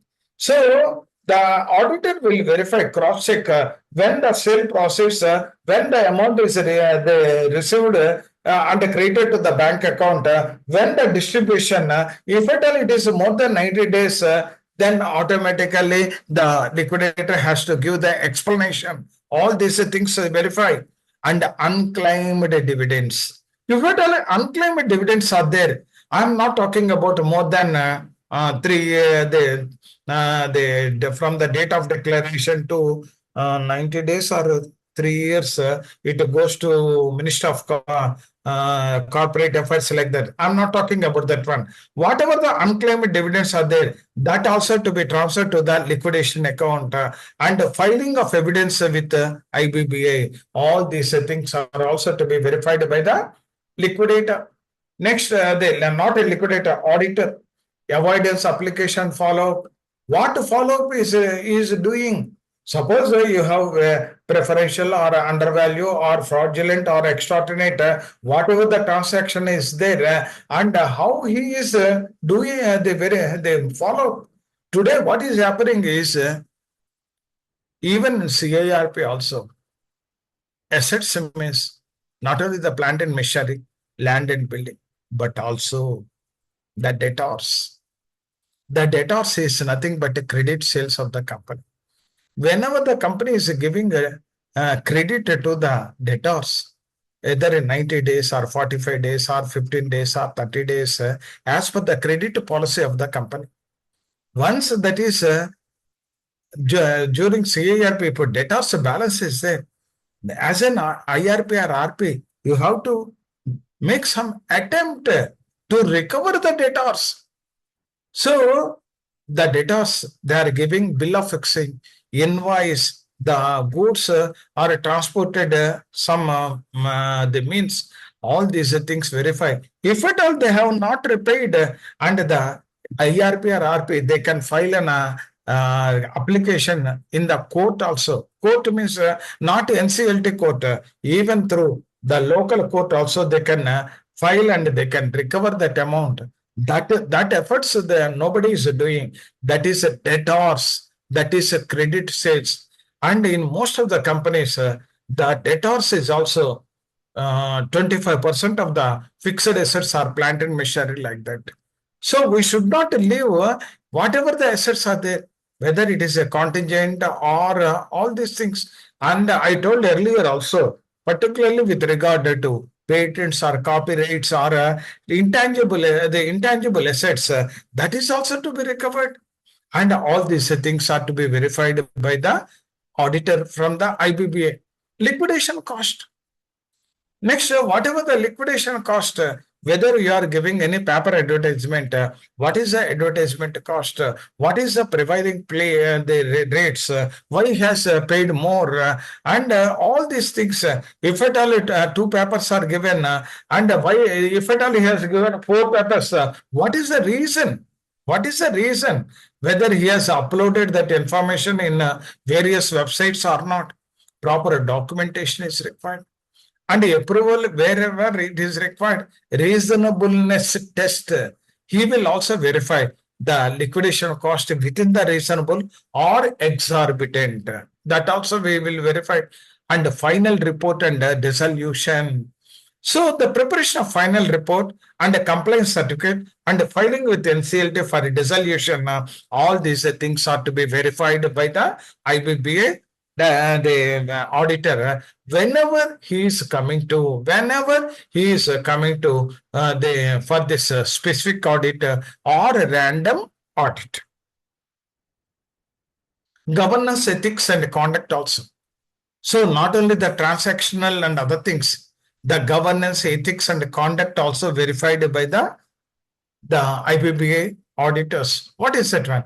Independence and the conflict of interest is there or not.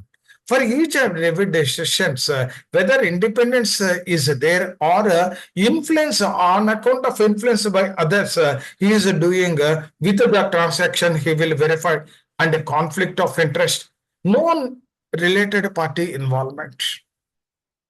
And the disclosures are made at all stages. That also he will verify. Not only that one, code of conduct and compliance. As per IBBA, insolvency professional regulation, no misrepresentation, wrong information. Some of the people, even though the audit is not completed, still they are informing to the Siva that is completed. And if at all the corporate data is not supporting and they are not escalating the information to the adjudicating authority also. And wrong information, not at all. Nobody will tolerate. Nobody will tolerate misrepresentation. Why? Bias. No bias. And undue inflation. All these things are also verified by the IBBA auditor. And stakeholder handling. Transparency in communication, grievance redressal mechanism, and equal treatment also. So whenever the stakeholders are raising any complaint, what is the problem in addressing the complaint? Why you are holding that one? Suppose take for example, during the audit period also, IBA auditor will contact some stakeholders also. Are you satisfied with this process? Or any complaints are there? And whatever justification is there for your claim or not, whether your claim is properly admitted or any shortfall is there. If a shortfall, what is the reason? So here in that particular CIRP or the liquidation process, whoever the stakeholders is there, that also they will verify. Transparency in communication and grievance and redressal mechanism and equal treatment, no partiality. No partiality. Some creditors you are giving a high regard. Some people you are neglecting. That is also, it is very easy. Once I am interacting with randomly some stakeholders, they will burst out the particular the liquidator or IRP or RP. What is his behavior? What is his conduct during the CIRP? What practices he adopted? They will burst it out. They will give in the report, in the complaint form also. They will give the supporting data also. So that's why once we are transparent and once equal treatment is given, nobody will object us. Even complaints received, we are able to answer properly. Documentation, record keeping, that is also required. Documentation is very, very important. Without the documentation, how you will they face the audit? Suppose the documentation, record keeping, none is not available. How you will face the audit? It is very difficult. So once the documentation, record keeping in a proper manner, in a retrieval manner, in a sequence manner, in a date-wise manner, then it is very easy.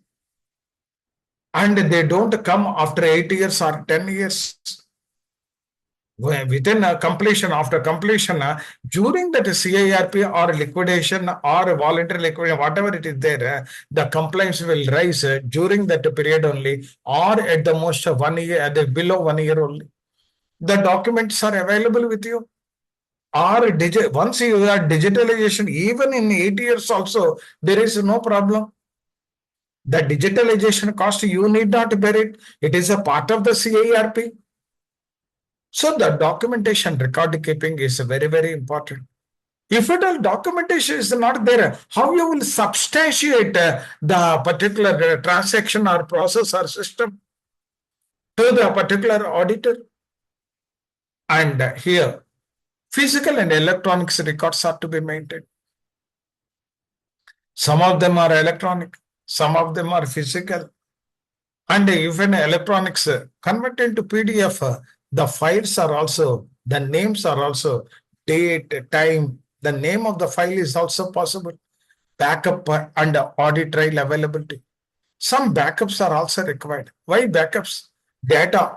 Whatever as on CIRP commencement date, once you have reported to the particular the CD premises, you ask that information technology person, IT person, take the backup and give it to me. Take the backup of all the data on CIRP commencement date.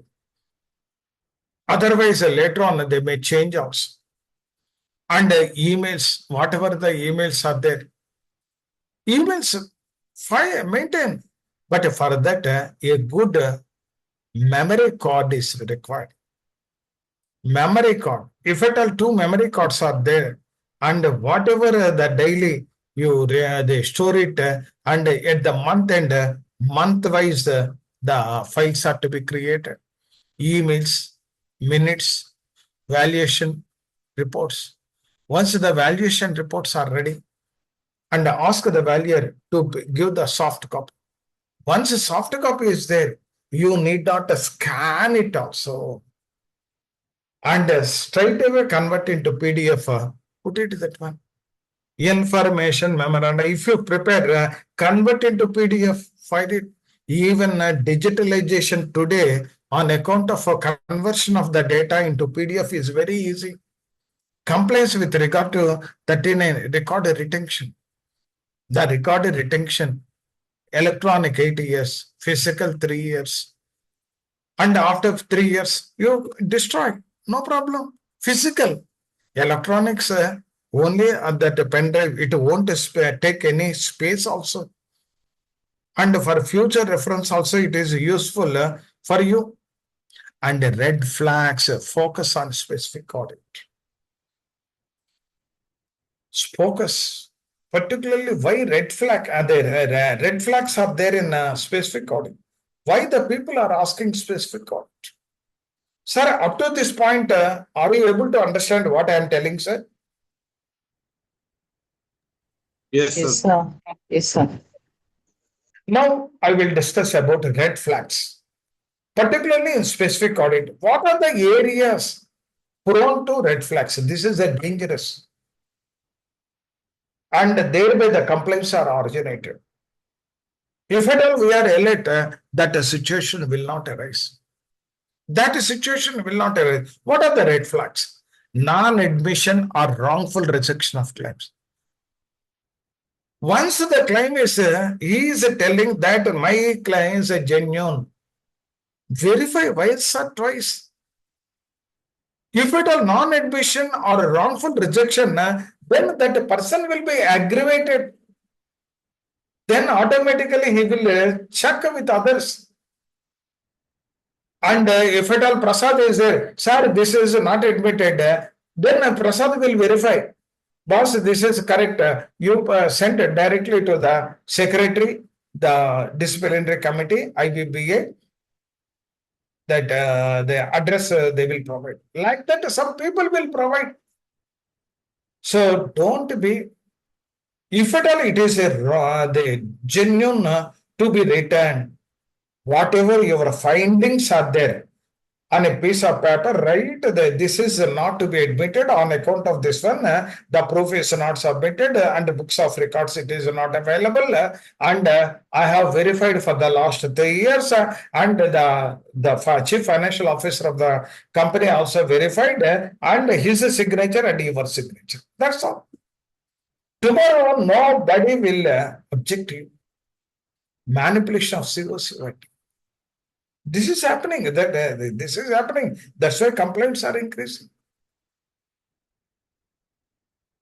Why the voting manipulation? Once your independence and governance is required, and the rules and regulation, why you are doing shortcuts or manipulation? This one, inflated CIRP and liquidation costs. This is also one of the area. This is not a Akshay Patra, like whatever you want, you can withdraw the amount from the bank account. For each and every rupee, you are accountable, you are accounted for it, and it is subject to audit also, and subject to COC approval also. Why we are using shortcuts? Inflated CIRP cost. Okay, whatever the professional fees they are giving, that is fine. If at all this type of errors are there, definitely if the DC is taken any action, then it is very difficult to continue as a professional, as a RP. Favoritism towards the PRS. Once the code is developed, and once some PRS boss try to give that company to me some kickbacks, why we are yielded that a small amount and later on face the image risk? If you see the DC, whatever the cases are there, that is not with me. It is available in public website under IBBA. It is orders, under orders menu. Why once once I am tempted small amount, then it is a image risk. And I will not get in future the assignments also. Next, non-reporting of avoidance transaction. To satisfy the particular corporate data, boss, don't put that file. Don't put that you tell to your transaction auditor fraudulent transactions. Once the fraudulent transactions are there, the judiciary authority, NCLT, they may penalize the criminal cases against that corporate data directors also. Avoidance transaction. Once you clearly give that list, in future also, to reverse the avoidance transaction, anyhow, the NCLT is also having the right to issue the orders, and the people are ready to purchase with the discount rates. Okay, sir, NCLT order is there, we will recover. If the avoidance transactions, 100 crores are there, I will purchase for 60 crores because a lot of efforts are they required to recover that amount. But NCLT order is there, through that order, we will recover. Everything is a value. Some value is there. Next, the non-reporting of avoidance transaction. Delay without justification. I also told about this one. One day in the NCLT via Hyderabad, Telangana, the Honorable NCLT judge in the hall itself, why you are delaying that one? Once there is no assets, nothing is there. You can complete within even below 90 days also. Why you are asking after 180? Are you thinking to get some monthly honorarium continuously? You are getting some monthly professional fees. For that, you are using these tactics. Once that type of words are used in the court hall, then it is a image risk. Delay without, what is a delay? Why delay? Justification. Sir, last during that particular pandemic, 2 months the courts are closed, and particularly otherwise for the last 10 days I am in sick. On account of sick, I am unable to this one, and the particularly banks COC for meetings also banks are not attended because 31st of March last week they are busy with the closing of annual this one. So, if at all these genuine reasons are they substantiate that one and enhance the particular delay, they obtain that justification for a delay, nobody will object. Nobody will object. Related party transaction not disclosed. What is the problem? It is a red flag. And once later on, it is anybody is complained, then you are in trouble. Related party transaction not disclosed. These are the red flags. Undervalued of assets. Why we are tempted for shortfall gains? Whatever the shortfall gains are there, they particularly tempted. If at all the asset value is less, then automatically the buyer will give some kickbacks. So all these things are happening. That's why these remarks are mentioned by the IPPA. Not by me. Not by me. In various orders. In various orders, all these things are mentioned. Reporting by auditors. Preparation of audit report. His observations will be mentioned. Whatever is observation during the PPA, CIRP or liquidation, he will mention clearly. Whatever the non-compliance of their IRP or RP or liquidator, non-compliance list also mentioned. Severity classification. I told low, medium, high. This is a red flags. In the red flags, he will mention. Immediately, that report will be submitted to IBBA, the Inspection and Audit Department of IBBA. They will submit it to that. And the IBBA chairman will endorse that particular report to the disciplinary committee. And they will verify. And the possible outcomes. They will give advisory. Don't repeat this type of a small mistake. If at all it is a low risk,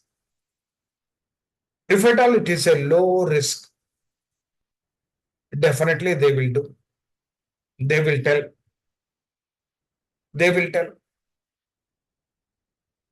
That it is they don't repeat this one and follow the regulations properly. If at all any repetition is there, then IBB will. That is a small sticker they will give, but a show cause notice. But medium level show cause notice. Why you have done like this? The regulation states like this. Why you are deviated the regulation? And if at all your answer is not proper, and that issue is also intentionally you have done, then they will take a disciplinary proceedings.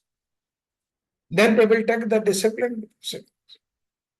So that's why the audit report is also to be properly prepared in a structured manner.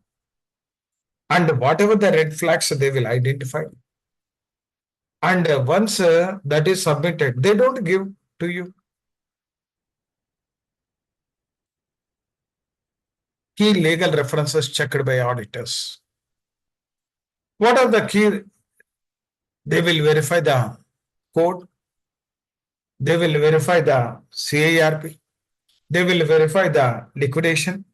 They will verify the IBBA circulars and the judicial proceedings. Simple. For each and every product, these are there. If it all CIRP regulation. If rules are there, rules. And if at all it is a liquidation regulation. If at all rules are there, rules. And IBBA circulars. If you go through IBBA circulars, good circulars,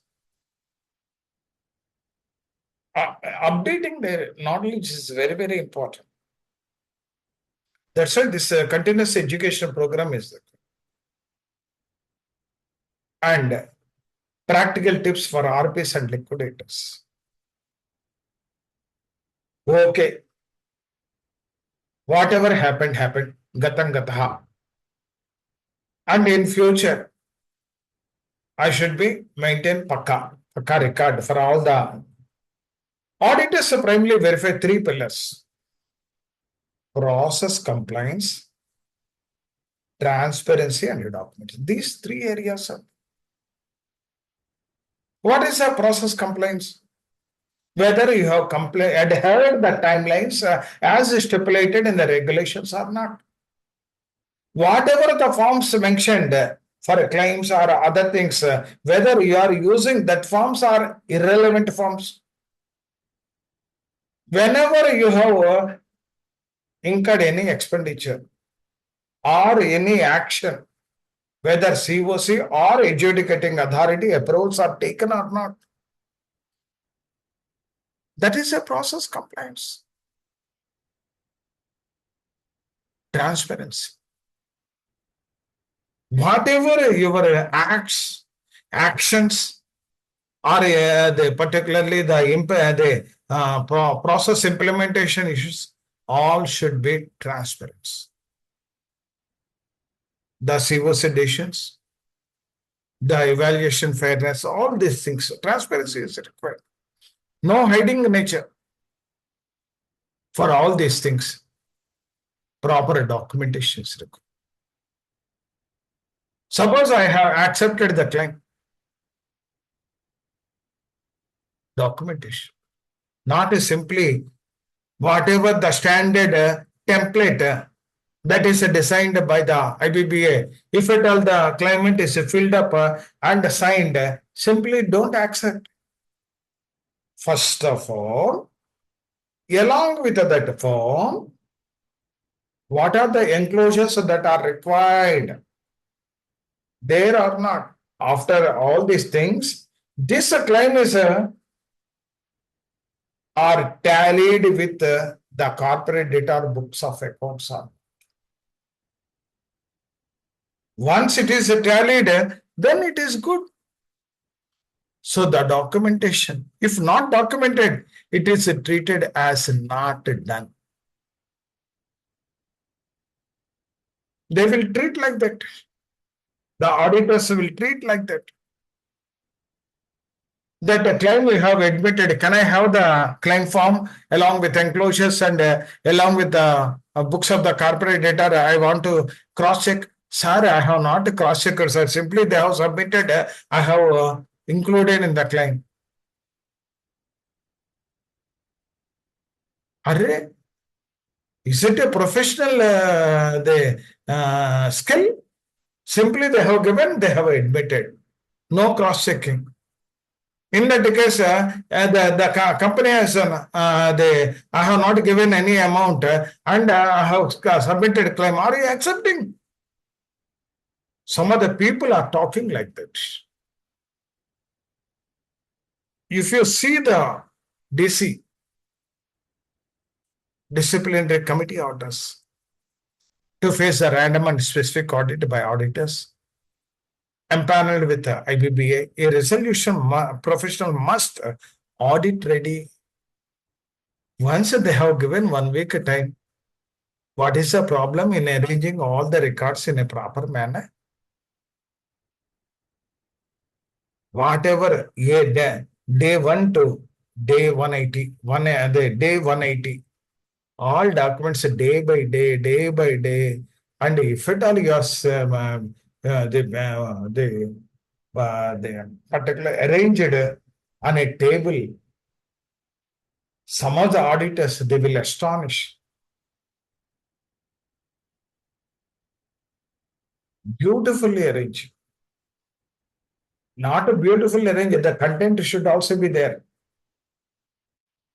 So to face a random or specific audit, auditors must empaneled with the IBBI. A resolution professional must audit ready with well-organized records, books, supporting documents. If you are not arranging, if books are not available, then automatically return flight he will go to the Delhi and he will give a report. None of the documents or records or supporting documents or books are not available. He is reluctant to provide the information. Then immediately cancellation of certificate of practice. Penalty. Auditors typically verify not only the compliance, but also evidence trials, decision making, and transparency. All these things they will verify. A comprehensive category is a document readiness checklist aligned with the actual audit practice that is required. That is the professional skills. That is the professional skills. Core appointment and authorization documents. Certificate of a copy of appointment order issued by the NCLT. The written consent, you have given, once order given, you have given the written consent form to authorization for assignment, independence, MBP, 1 equivalent, conflict of interest, copy of IBBA registration certificate, engagement letter, if any internal arrangement exists. All these things, they will verify one by one, daily 10 to 5. Once all are available, the audit will also be completed within a short span of time. statutory registers and master files, maintain a centralized control registers, very critical for audit, claims register, creditor-wise details, amount claimed, amount admitted, amount rejected, COC register, members, how many COC members are there, what is the voting share, what is the changes over time. So initial COC may not be there after a certain time. New people will also admit it. And whatever the earlier decisions are taken, that will continue. Litigation register against the company. How many workers are the claimants or whatever, whoever is there, what are the litigation? Any land disputes or tribunals, income tax, what is the transaction register and the asset register that is to be maintained. CIRP cost register that is to be maintained. And the stakeholders communication log that is to be maintained. If at all these things, some of the people, this is, if at all I prepared all these things, they will verify, they will pinpoint, that's why they don't prepare. They don't prepare means the auditor will write accordingly and dismiss this happen.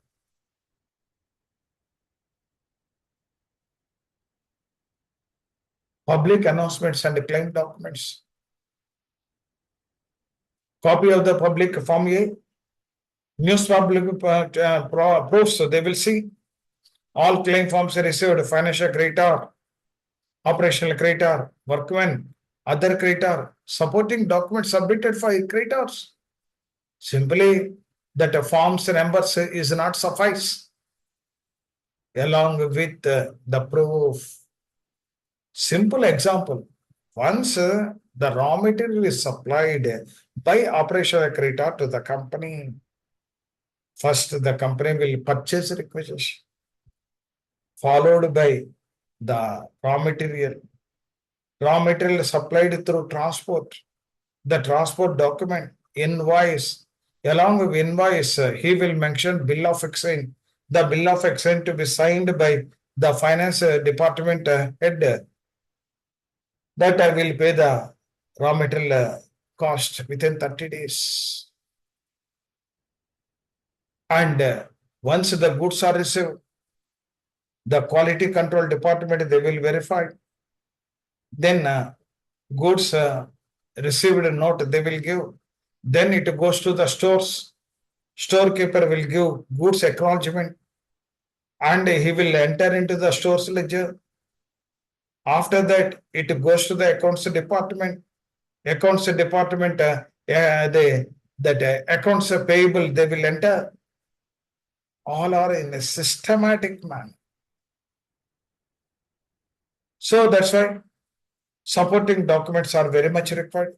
Claim verification working papers. So whatever the claims, whether you are accepted or rejected, one working paper A4 size attach and stapler and whatever your findings are there, whether to accept or not to accept, and if at all any books of accounts to be referred by the finance department, his signature and your signature. Admission or rejection note with reasons corresponding with the creditors, committee of creditors records. This also they will verify. Constitution note, how they constituted, what are the percentages, and who are the financial creditors, voting share, notices to all COC meetings, agenda notes with annexes, minutes of a meeting, signed copies, and e-voting reports, logs, and attendance records, and resolution clause. All these things are to be kept ready before the arrival of the IBBA auditor, whether it is for specific or random audit. Specific or random audit.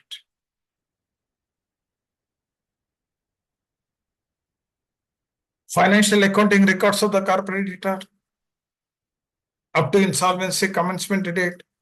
Whatever the financial records are there, whatever the supplementary records of other financial records, or whatever the schedules are there, whether it is a asset schedule or shareholders schedule or creditors schedule or debtors schedule, and all these things are to be they kept ready. You will verify audited financial statement last 2 to 3 years. Provisional, you have to prepare on CIRP commencement date.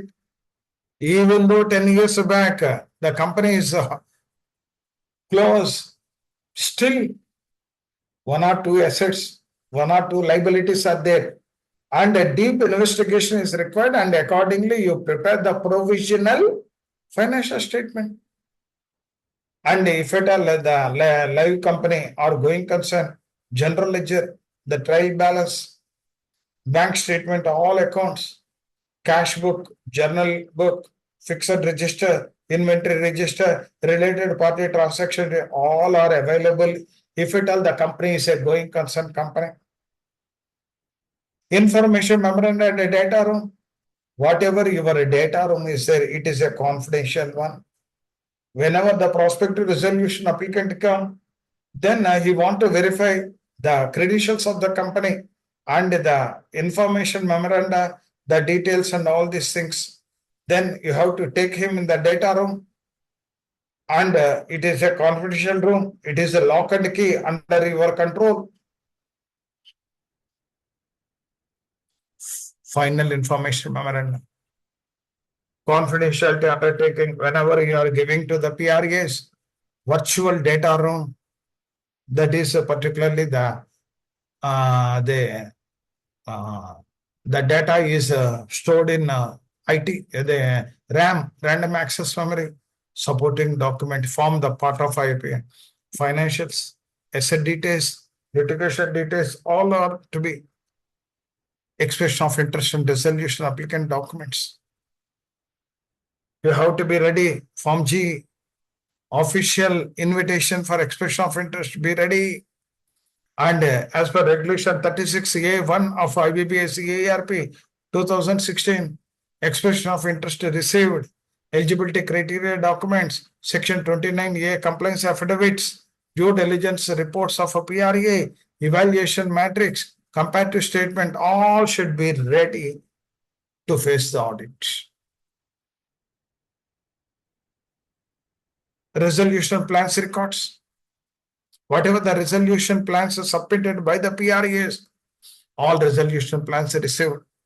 Compliance check, section 20, 32, what it says, mandate that a resolution plan must ensure the payment of a first resolution costs and the liquidation value for operational creditor and a repayment of a dissenting financial creditors. The resolution professional must verify the compliance of all these things in the resolution plan or not. If at all you are compliant, each and every resolution plan, you have to verify and confirm this section 30, subsection 2. COC approval records, voting results. RP compliance certificate form H and filing documents submitted before NCLT. All these documents are, keep it ready. Keep it ready. 1 minute, 1 minute.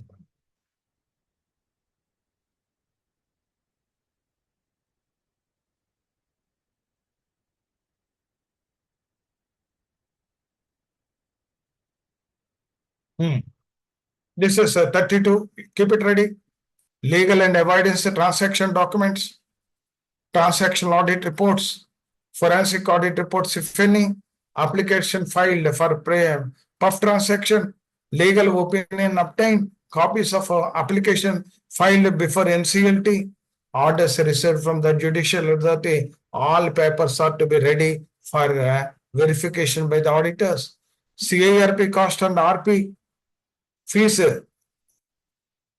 records, fees approved by COC, engagement letter with the professions, values and legal and other things, invoice and bills, payment proofs, bank statement, CIRP cost, expense justification notes, all are to be ready. And statutory filing, you have to file with the IPA or that particular this one, the IBBA, that also to be ready. Forms like earlier I told about CIRP 1, now it is CP1, CP2, CP3A, CP3B, like that. These forms serves the monitor the CIRP from the commencement to resolution or liquidation. Completion timelines as stipulated in regulation 40A, and progress report submitted to COC, that is filing made with NCLT. All papers are to be ready.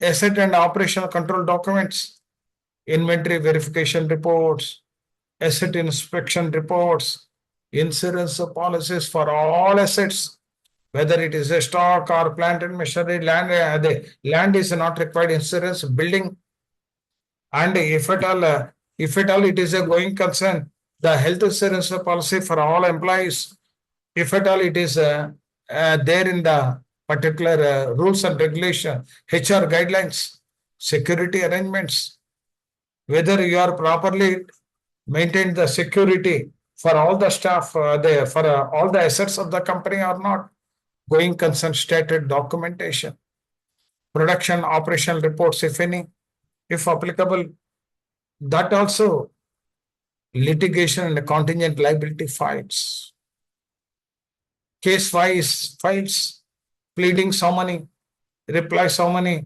order summary, advocate engagement letter summary, legal expenses records, communication records, emails to the creditors, to the COC members, to the PRAs, to the regulators, all are segregated. Notices and acknowledgements and stakeholders agreements and resolutions. Digital system records, some of them are digitalized. That also the CD, the pen drives are to be taken, backups for emails, backups for virtual data records, e-voting system logs, that is to be ready, access control records, audit trail for key decision, all are to be ready in a proper manner. Record retention handover file and record maintained 39A, regulation of 39A IBBI, that insolvency resolution process of CIRP is the interim result or resolution profession must preserve both physical as well as electronic copy related to CIRP. You have to index all the documents, hand over the documents to new RP or liquidator if applicable. In the IRP, if at all IRP is changed, RP is the RP is placed in place of IRP, then you have to hand over the same structure. You have to hand over to the new RP. Additional documents, specific audit focus. In specific audit, keep it ready. Complaint copy, if shared, RP explanation response, and documents related to dispute issues, evidence for claims admission rejection, and a related party cost justification, fairness and resolution process. Liquidation, if applicable, liquidation order copy, public announcement, stakeholders list, asset memoranda and valuation report, auction notice, sales certificate, distribution working under the section 53, and bank account liquidation proceeds, and the final report. All these things are keep it ready. Practical audit readiness tips. What is the tips? Maintain case-wise master file, physical, digital.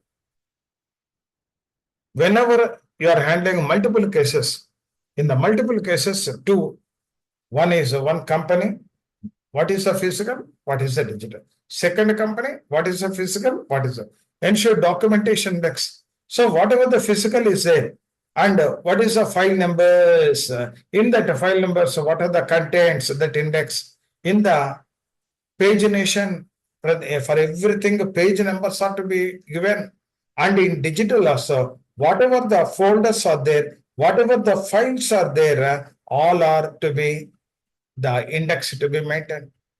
Then only whenever the audit is asking, retrieval is instant within no time.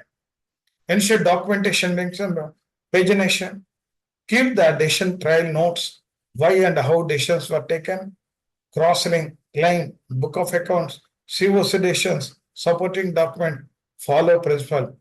If it is not documented, auditor will treat it as not done. If you are not taken documentation, that you have not completed or violated that particular instruction. This is in brief about what I wish to tell, sir. Sir, madam. Yes, sir. So, tell me, madam.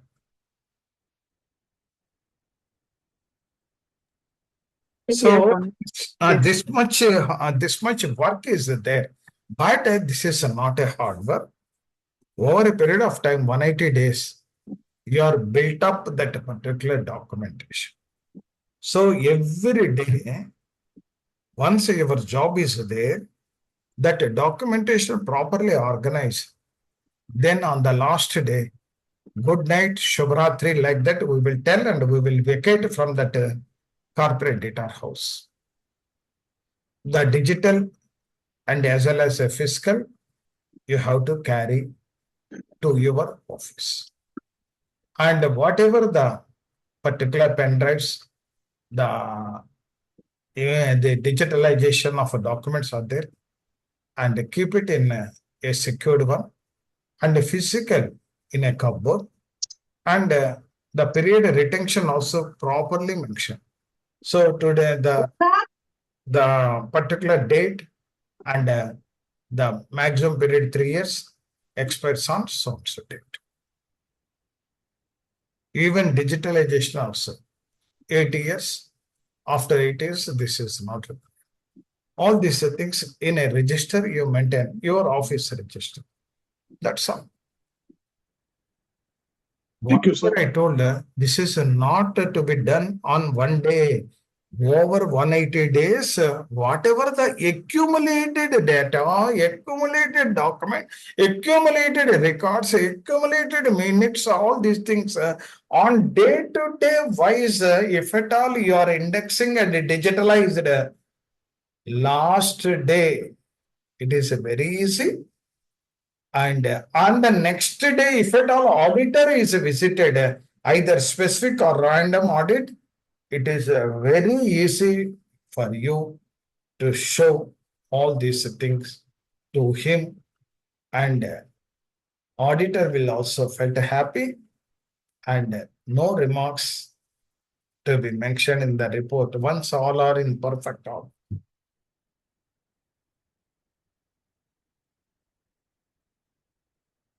Any doubts, sir? Any doubts?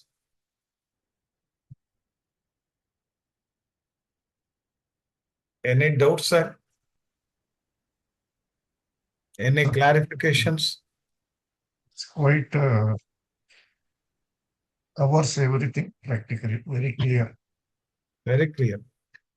So once you are the auditor, definitely the CIRP or liquidation, all these things, it is very easy for you to handle.